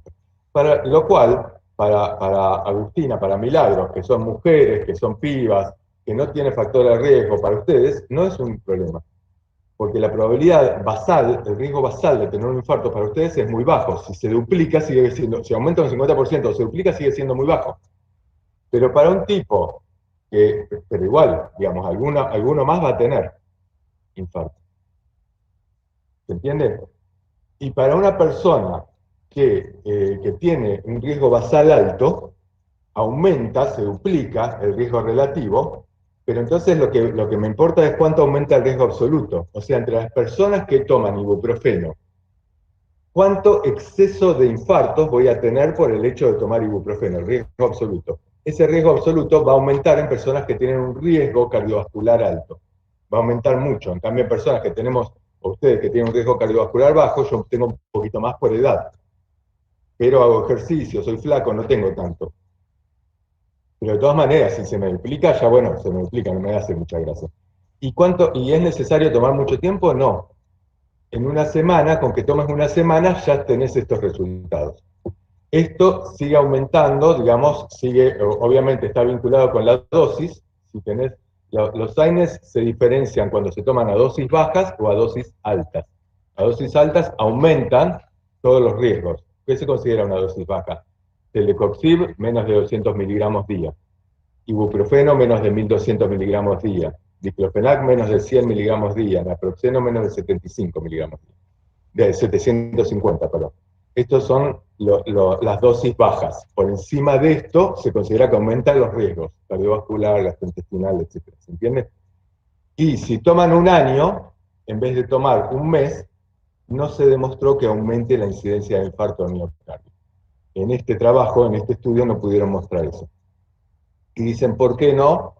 Y eso solamente pueden especular. Quizás porque los que tenían probabilidad, los que aumenta el riesgo, digamos, hacen su infarto dentro de los primeros días, hacen su infarto dentro del primer mes, entonces después ya te queda un riesgo menor, no sé, no se sabe. Pero esto es lo que ellos encuentran. ¿Se entiende? Entonces, básicamente, digamos, para concluir este punto, en este momento histórico, a lo mejor dentro de un año estamos diciendo otra cosa, es, en este momento, si yo tomase en cuenta toda esta evidencia, en el cual en un trabajo encuentro que el diclofenac aumenta el riesgo, en el otro, el naproxeno también lo hace, en el otro el celecoxib también, en este que hace un buen análisis, mi conclusión es esta. Todos los AINES aumentan el riesgo cardiovascular, incluido el naproxeno, el riesgo del celecoxib no es mayor que el resto de los AINES, esto coincide con lo que aparece en el Precision, a pesar de que Precision es un estudio que a mí no me gusta, pero tiene una cantidad de individuos muy, muy alta, y las conclusiones aparentemente son correctas, y el máximo pico de riesgo se observa, entonces, en la primera se puede concluir. Listo, nada más, y aumenta con las dosis altas. Nada más. Bueno, esto, Patrick, nada más. Buenísimo, Manu. Genial. Bueno, eso más o menos resumido en cuanto a la evidencia, esta última que chequeó Manu de riesgo cardiovascular y AINES, ¿sí? Nos queda un cachito de ver. Perfecto. La que sigue sin, también la otra, eso, perfecto. Entonces, como decíamos, vamos a evaluar los AINES sobre todo por el criterio de seguridad, y en estos riesgos, básicamente lo que voy a ver son los riesgos estos que charlamos, el cardiovascular, el gastrointestinal, y en distintos grados, ¿sí? Si yo tengo un paciente, esto está en el bit de Navarra que les pusimos como bibliografía, que está cortito, está bueno. Si el paciente tiene riesgo cardiovascular, entonces voy a elegir esto de ibuprofeno a dosis bajas hasta 1200 o bien naproxeno hasta 1000. Si tengo riesgo gastrointestinal, voy a hacer el ibuprofeno más el IVP, el omeprazol, cualquier prazol, como primera opción. Y como alternativas, el diclofenac más IVP o un coxib que puedo o no sumarle el IVP, por esto de que tienen menos riesgo. Si tiene bajo riesgo gastrointestinal y alto cardiovascular, elijo el naproxeno. Y si tengo ambos riesgos, alto riesgo gastrointestinal y bajo cardiovascular, puedo elegir el coxib u otro AINE más el IVP, siempre. Y si tengo los dos riesgos altos, y tengo que tratar de evitar los AINES, ¿sí? Buscarle la vuelta, pero si tengo una persona con alto riesgo cardiovascular y alto riesgo gastrointestinal, hay que evitar los AINES, ¿sí? Y un agregado sobre esto. Sí. Esto que nosotros pasamos como bibliografía, lo pasamos porque el boletín de Navarra es un boletín independiente con muy buena información, lo que trae es muy adecuado. Pero justo como revisamos esto cardiovascular, porque esto es lo que fue cambiando a lo largo del tiempo, lo digestivo no, digamos, no tenemos la misma información que dice el boletín. Pero esto no. Fíjense que acá, bajo riesgo gastrointestinal y alto cardiovascular, usan naproxeno. En este momento no podemos decir eso, porque el boletín es del 2014, o sea, se hizo un año después del metaanálisis del British Medical Journal, que dice, che, naproxeno o no aumenta el riesgo cardiovascular o incluso tiene efecto cardioprotector, dice ese metaanálisis. Pero después aparece el Precision, aparece este otro metaanálisis, y ya naproxeno perdió esa calidad que tenía. Ya decimos, bueno, naproxeno a nivel cardiovascular, más o menos lo mismo. Obviamente el diclofenac tiene más riesgo. De hecho, diclofenac en Inglaterra tiene, no se comercializa. Bueno, en realidad lo que no se comercializa es la mezcla de diclofenac con un relajante muscular. Y en Estados Unidos tiene una etiqueta negra. Tiene un warning que se llama una etiqueta negra, que es que queda bajo responsabilidad del médico si usa diclofenac.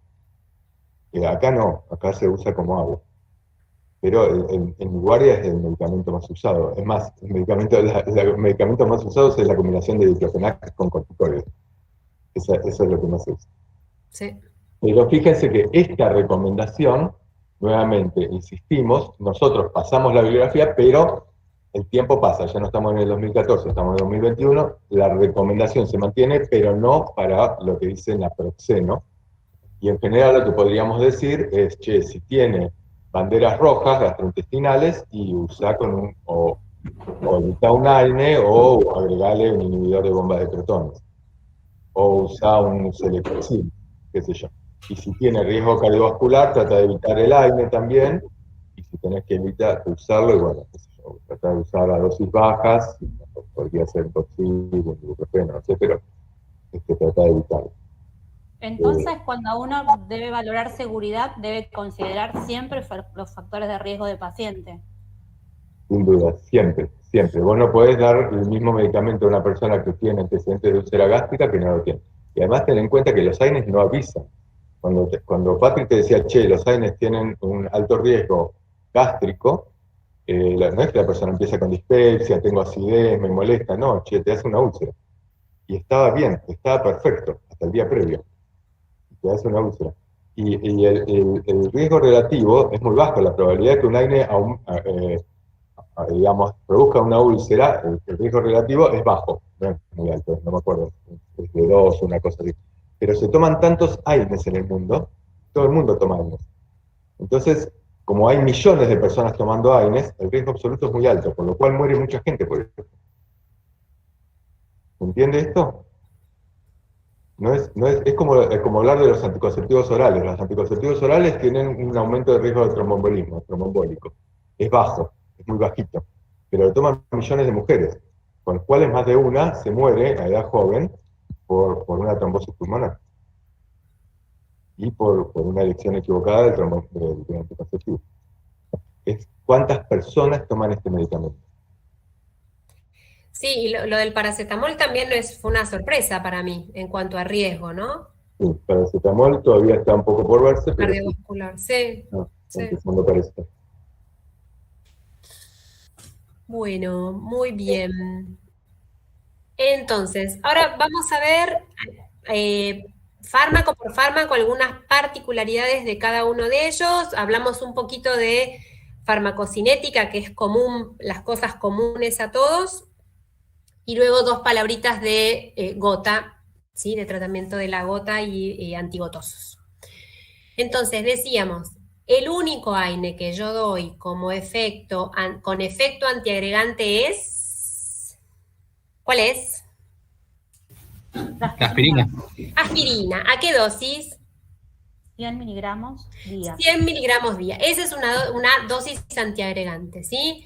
Este que yo les puse acá es la aspirina de 500, que es el antiinflamatorio, dosis antiinflamatoria. Pero un Patricia, uso... perdón, hay una dosis de aspirina que es de 3,25 miligramos. Sí. ¿Ese también se utiliza como antiagregante? No, es 100 miligramos, es la que se utiliza como antiagregante. Y se ha visto que con dosis menores también es antiagregante, pero es de 100. Ok, gracias. Profe, una pregunta. ¿Y qué Sí. diferencia hay entre la aspirina y la aspirineta? Porque yo cuando era chico, mi abuela a veces me daba de comer aspirineta, o sea, y no estaba enfermo ni nada. Sí, es un problema lo de las aspirinetas en los niños porque estaban buenísimas.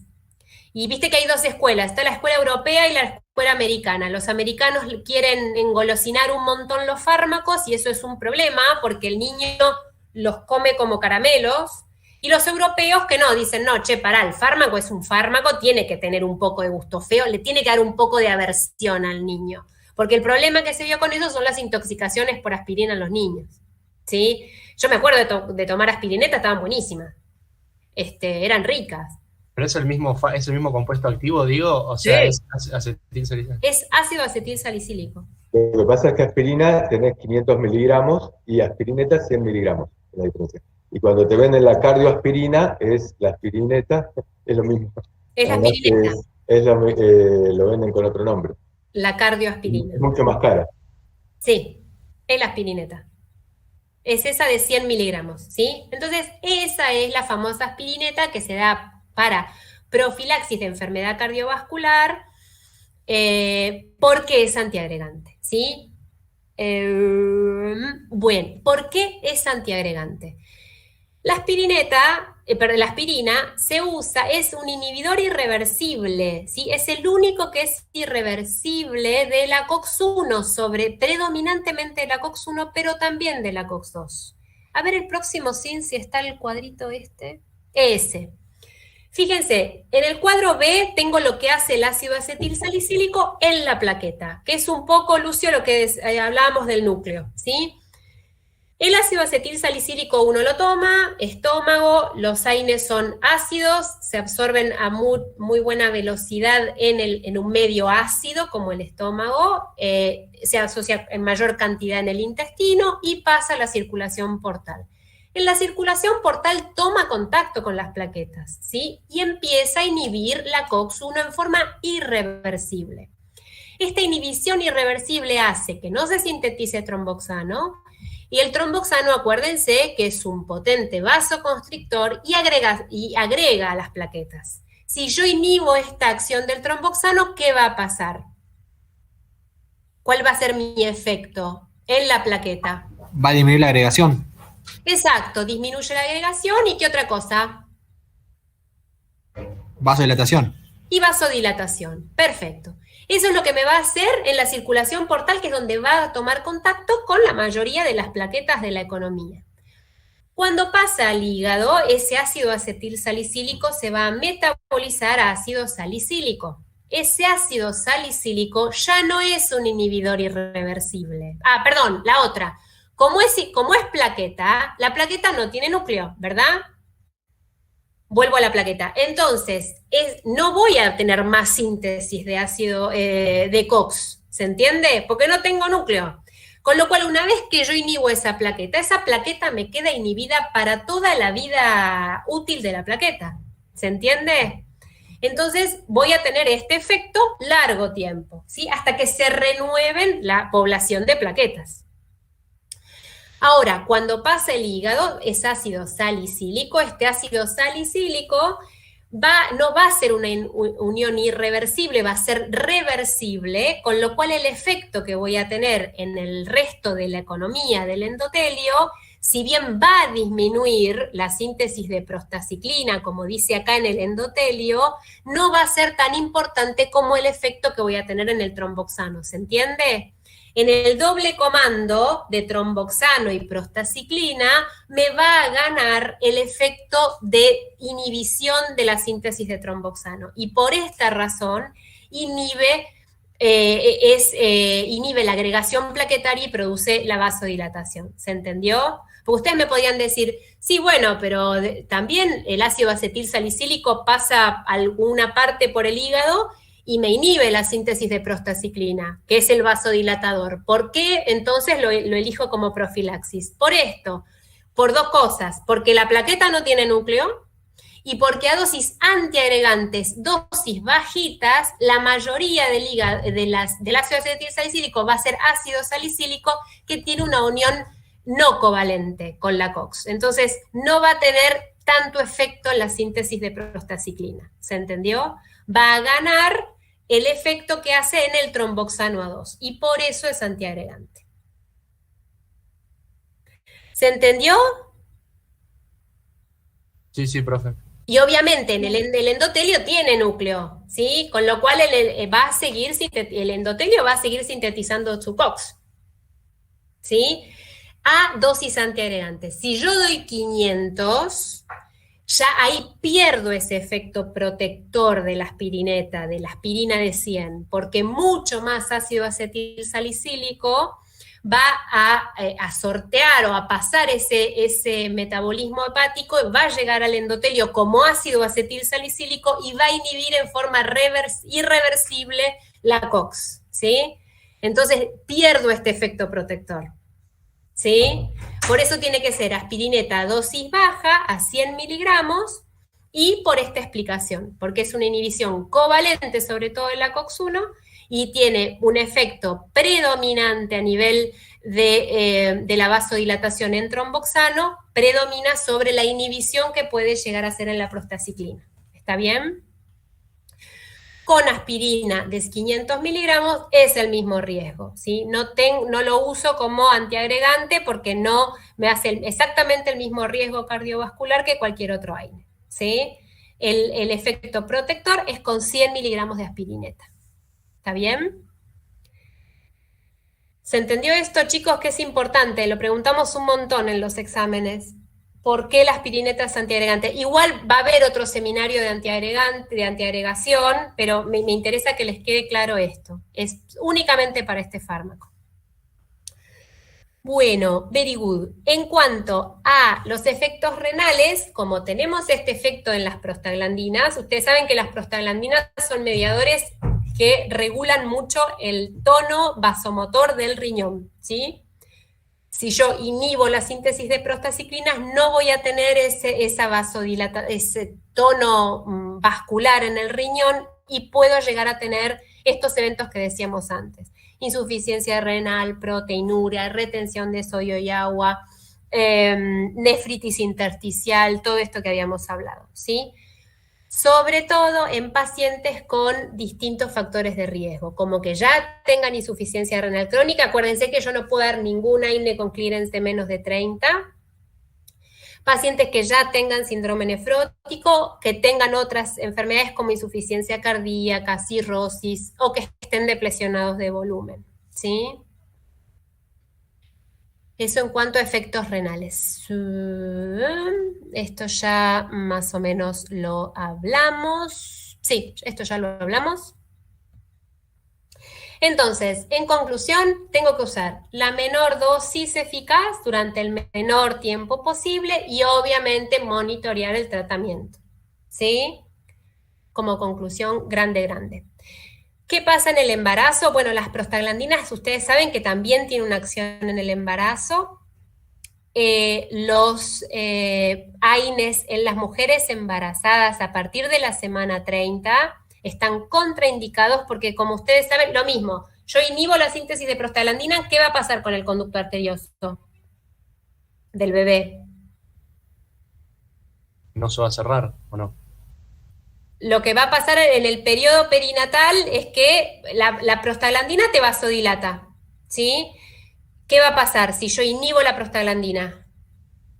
Ah, no, claro, al revés, lo va a cerrar. Al revés, antes. exacto, se cierra, ¿sí? Entonces, por el riesgo de cierre de conducto arterioso, están contraindicados los AINES a partir de semana 30. Recuerden que uno de los tratamientos para conducto arterioso persistente, esto lo saben mejor que yo, es un AINE, ¿sí? Bebé recién nacido con conducto arterioso persistente se usa indometacina, ¿sí?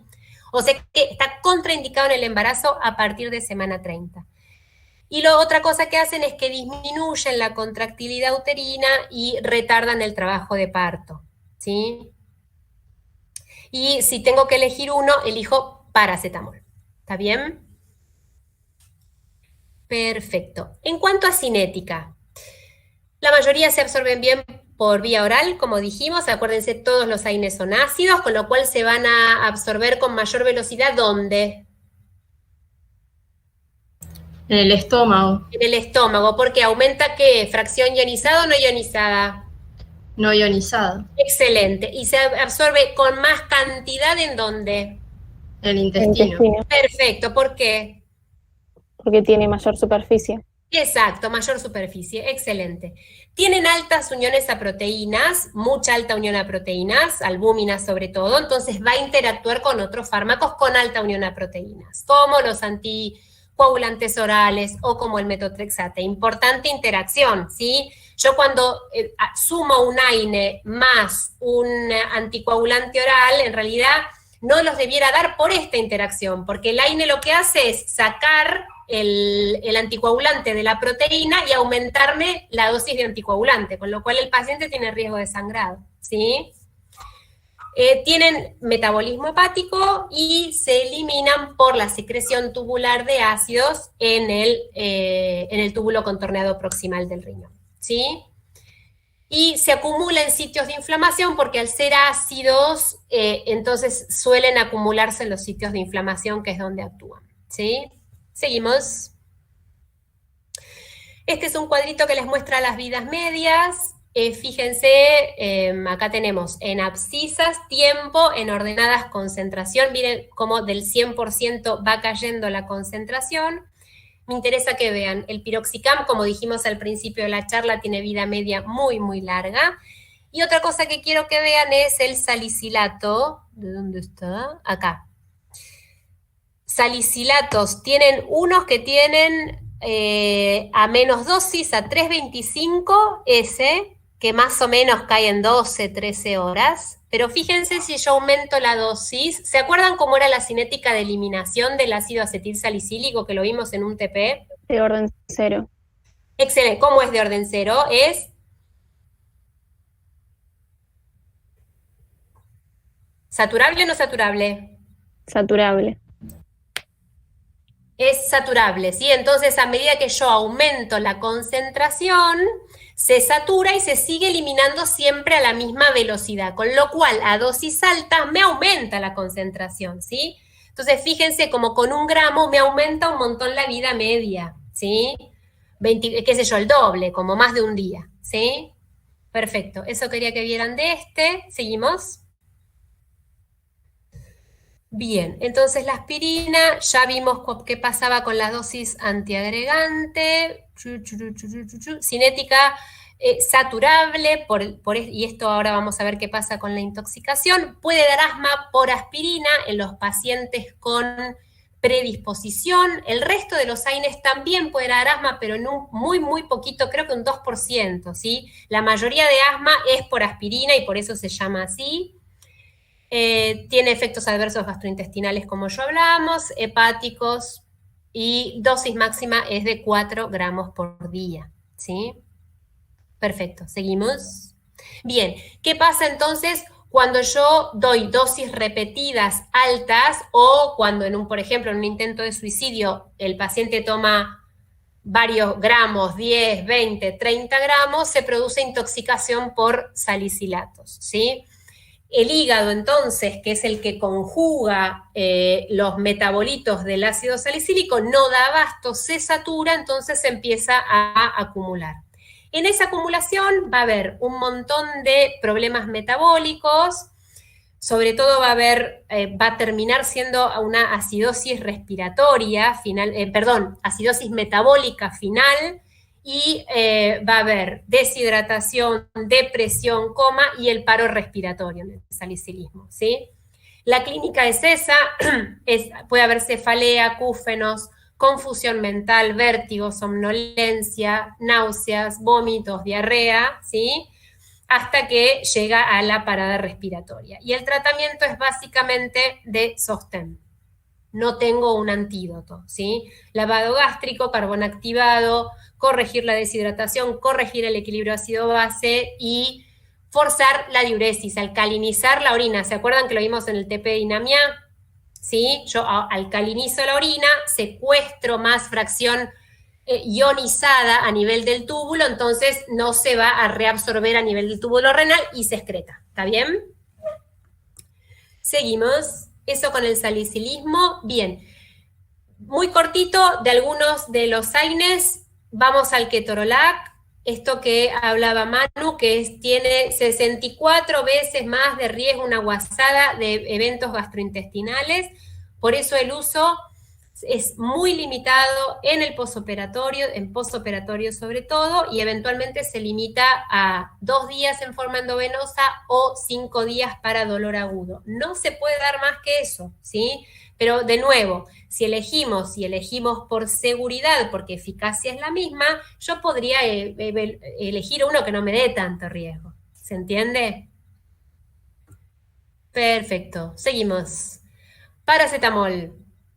Este no es un AINE, chicos, no es un antiinflamatorio, no tiene efecto antiinflamatorio, ¿sí? Lo damos acá por el efecto, el mecanismo de acción, porque también inhibe las COX, pero no tiene efecto antiinflamatorio. Sí tiene efecto analgésico y antipirético, y lo damos para eso. y el mecanismo de acción aparentemente está relacionado con una inhibición de una COX-3 que está a nivel central, ¿sí? A nivel del sistema nervioso central. Inhibe la recaptación de endocannabinoides, por eso también nos ayuda a controlar el dolor, y estimula las vías esas que vimos al principio, esas vías moduladoras descendentes que bloquean las señales nociceptivas, ¿sí? Entonces el paracetamol es un muy buen fármaco como antipirético y como analgésico. Para el dolor por cáncer se asocia a los opiáceos con buena eficacia, ¿sí?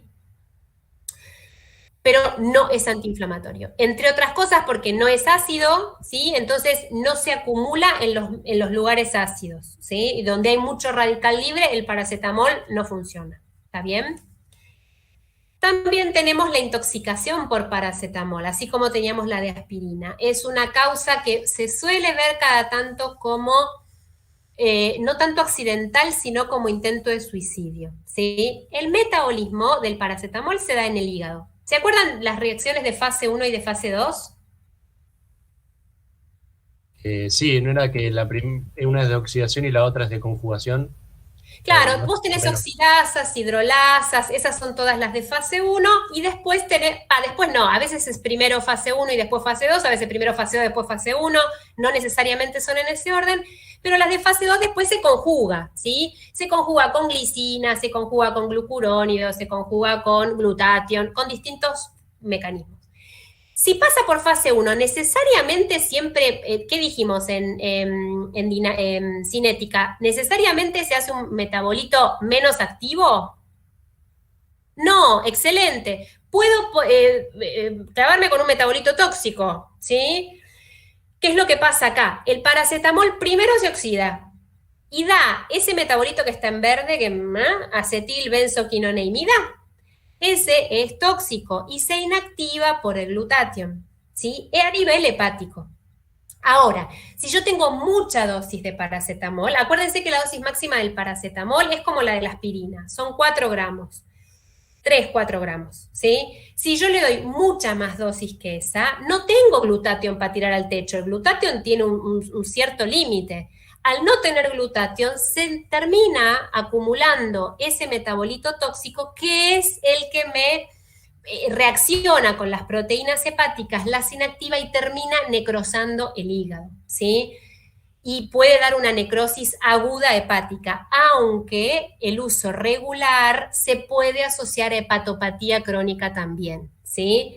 Pero en estos casos de intoxicación, el paciente se toma de golpe 10 gramos de paracetamol y le pasa esto, necrosis hepática. Vamos a la que sigue.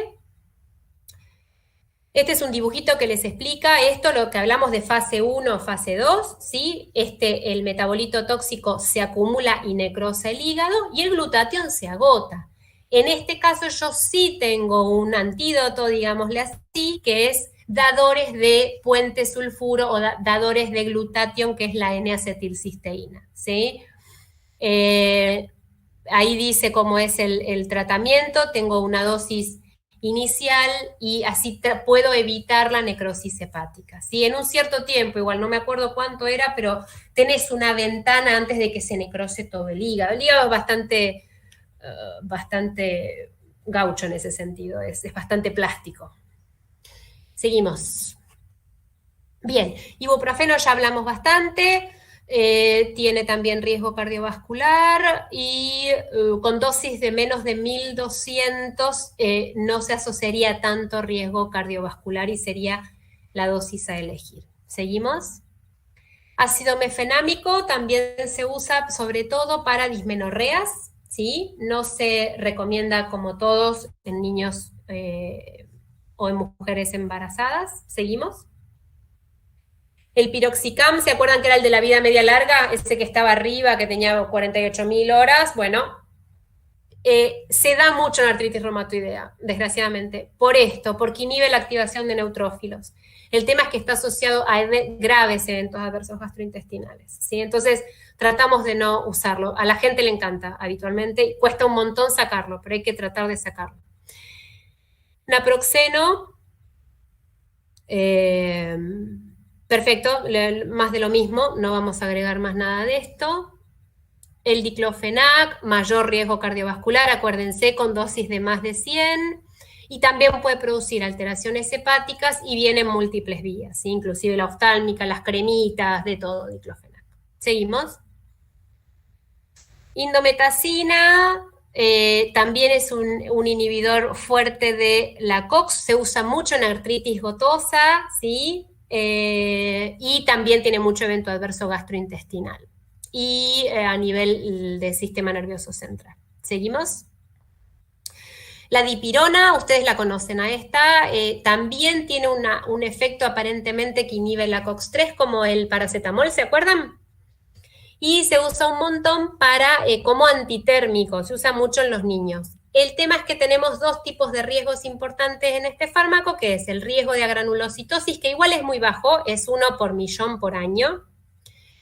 Puede haber anemias aplásicas, puede haber leucopenias, trombocitopenias y las reacciones de hipersensibilidad. Vieron que siempre se asocia la dipirona a la hipersensibilidad. Es bastante común y los pacientes te dicen, yo soy alérgico a la dipirona, ¿sí? El tema, acuérdense siempre de preguntar el tema de las alergias, qué tipo de alergia fue. Si fue un rash pedorro, una cosita de nada, o si fue edema de glotis que tuvo que ir a atención a la guardia, o tuvo hipotensión sostenida y shock. Esas son las alergias que tenemos que dar bola y anotar, ¿sí? A ese tipo de alergias. Después, alergias de piel puede haber un montón, pero se resuelven fácilmente, ¿sí? Bien, vamos con la gota. ¿Cómo están? ¿Muy cansados?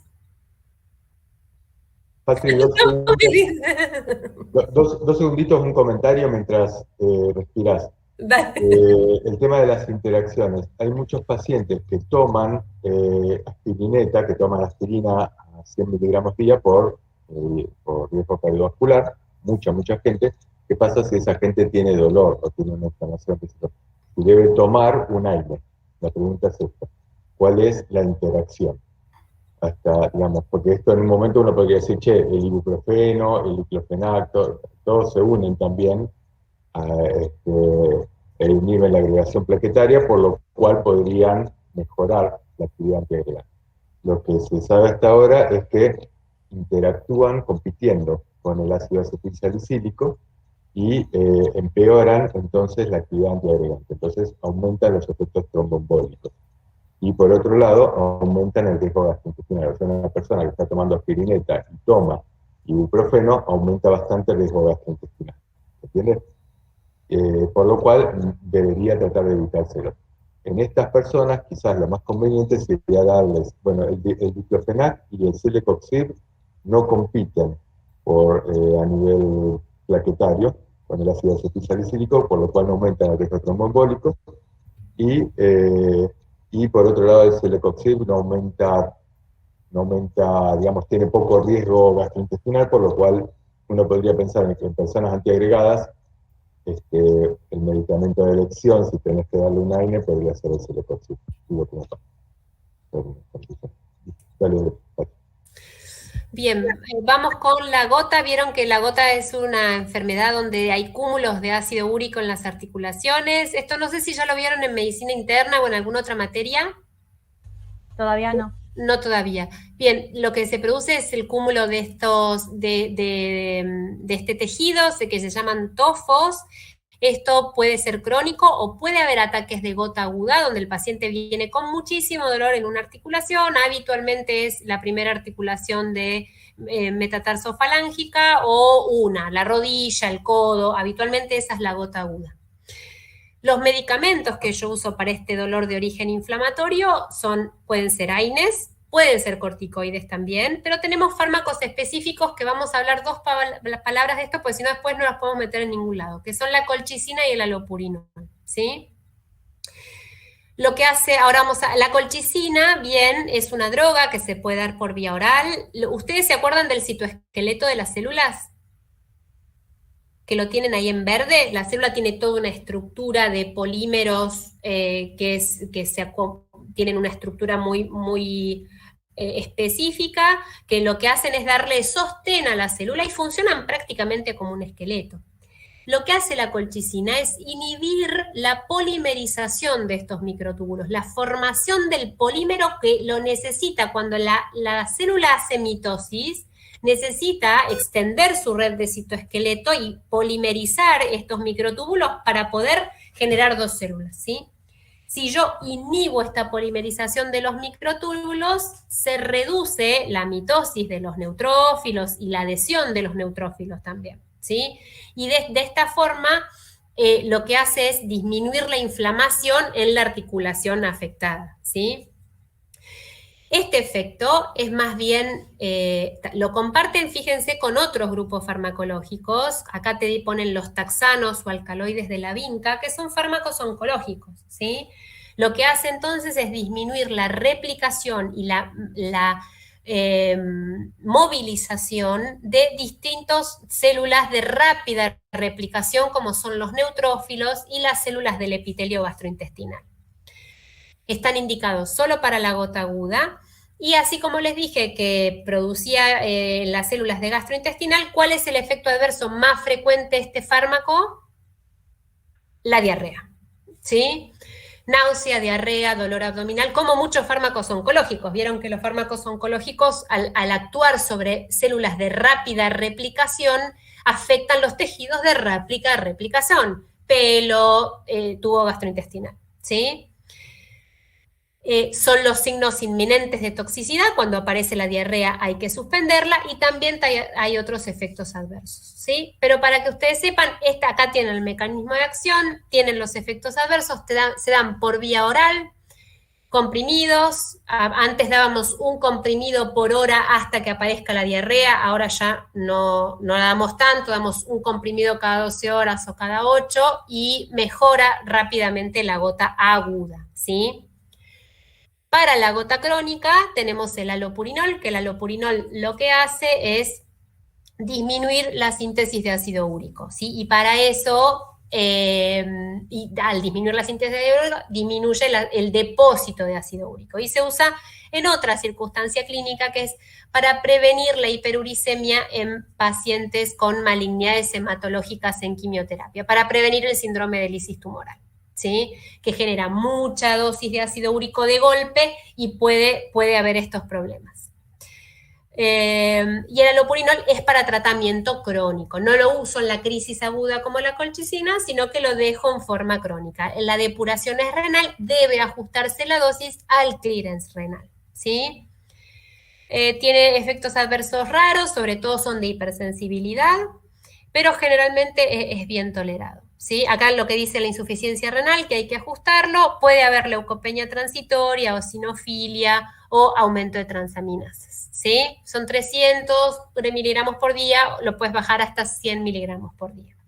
No doy la colchicina en forma crónica, porque por ahí es ese efecto adverso que hace la colchicina de movilización de células y demás, puede aumentar el ácido úrico en forma crónica y me juega en contra. Así que solo lo reservo para gota aguda, y el alopurinol lo dejo para el tratamiento crónico, ¿sí?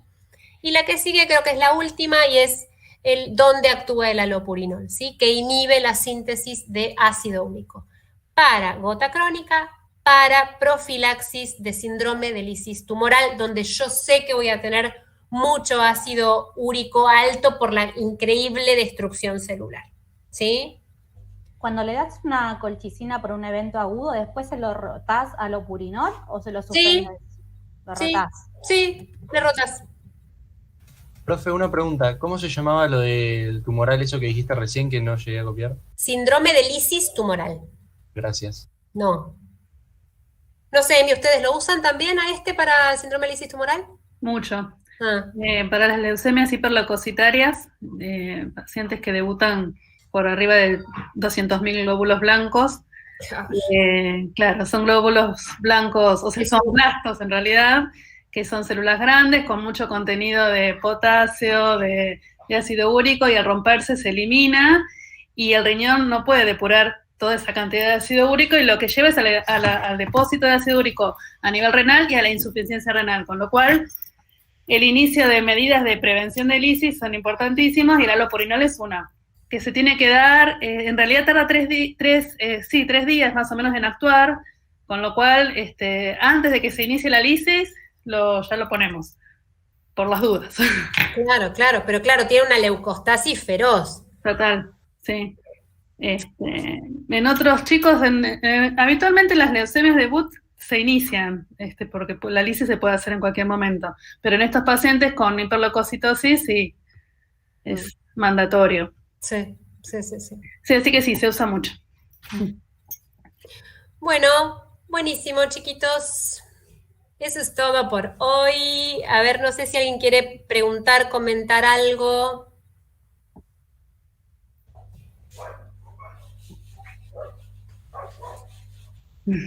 Gracias, Sin. Dijiste todo, Patricia. No, una cosita, porque me quedé pensando en la lisis tumoral y cuando uno indica factores estimulantes de colonia, y a veces estimulamos rápidamente el recuento de glóbulos y a veces lo llevamos a 40.000. ¿Eso tiene riesgo de lisis tumoral? No, porque esos son glóbulos blancos normales. Cuando tenemos lisis tumoral, estamos hablando de blastos, células de leucemia. Ok, buenísimo. Gracias, es impresionante. Cuando vos usas estimulantes de colonias, o cuando, los trasplantes también. En médulas sanas, ¿no? Si la médula está sana, vos tenés una médula funcionante, haces esas reacciones leucemoides, se llaman, ¿no? O sea, das estimulantes de colonia y rápidamente aumentan los glóbulos blancos. Pero si tenés una médula con compromiso, como es en el caso de las leucemias, no tenés una respuesta tan alta, es más baja. Y lo usás para sacarlos de la neutropenia. Y lo usamos porque no queremos que tengan riesgo de infección, porque la neutropenia va de la mano con infecciones que pueden ser graves en pacientes que están inmunosuprimidos. ¿Sí? Se usa solamente en esos casos o para estimular una médula de un paciente que va a ser donante para un trasplante de médula. Perfecto, buenísimo, gracias. ¿Qué quería decir yo? Me olvidé. Que te das los estimulantes de colonia con neutropenias importantes, con infección, para que no tengan infecciones, menos de 150, 200 neutrófilos, a veces tienen 0 neutrófilos. 0 neutrófilos. 0 neutrófilos. Son pacientes que rápidamente se queman por infecciones, ¿no? Claro. Y es llamativo cuando tiene una médula respondedora que empiezan con dolor dolor óseo. Dolor óseo en las zonas donde se sintetizan las células blancas, en el esternón, en la pelvis, y te dicen me duele, eso se ve en los pacientes con estimulantes de colonia o en pacientes recientemente trasplantados, que al otro día después del trasplante es increíble cómo esas células van a su lugar, se acomodan donde tienen que estar y empiezan a laburar, es maravilloso. Y en esa reacción lo que hace es distender el periósteo y duele. Y les duele, sí, tal Sí, pasa eso. Bueno, chiquis, ¿alguna otra duda, pregunta, consulta, comentario? Vamos a estar en el TP de todas formas, viendo esto de los AINES, hablar un poquito más de esto. Y bueno, nada más. Gracias. Gracias a ustedes. Manu, ¿vos querés agregar algo o Sin? No, muchísimas gracias. Cintia se retiró recién. Muchísimas gracias. Está acá. Gracias, Patri. No, buenísimo. Impresionante. Gracias a vos. Gracias a vos. Gracias. Bueno, gracias, Manu, Cintia, Emi. Juan se fue hace un ratito. Gracias a todos. Gracias por el aguante, chicos. Gracias. Chao, gracias.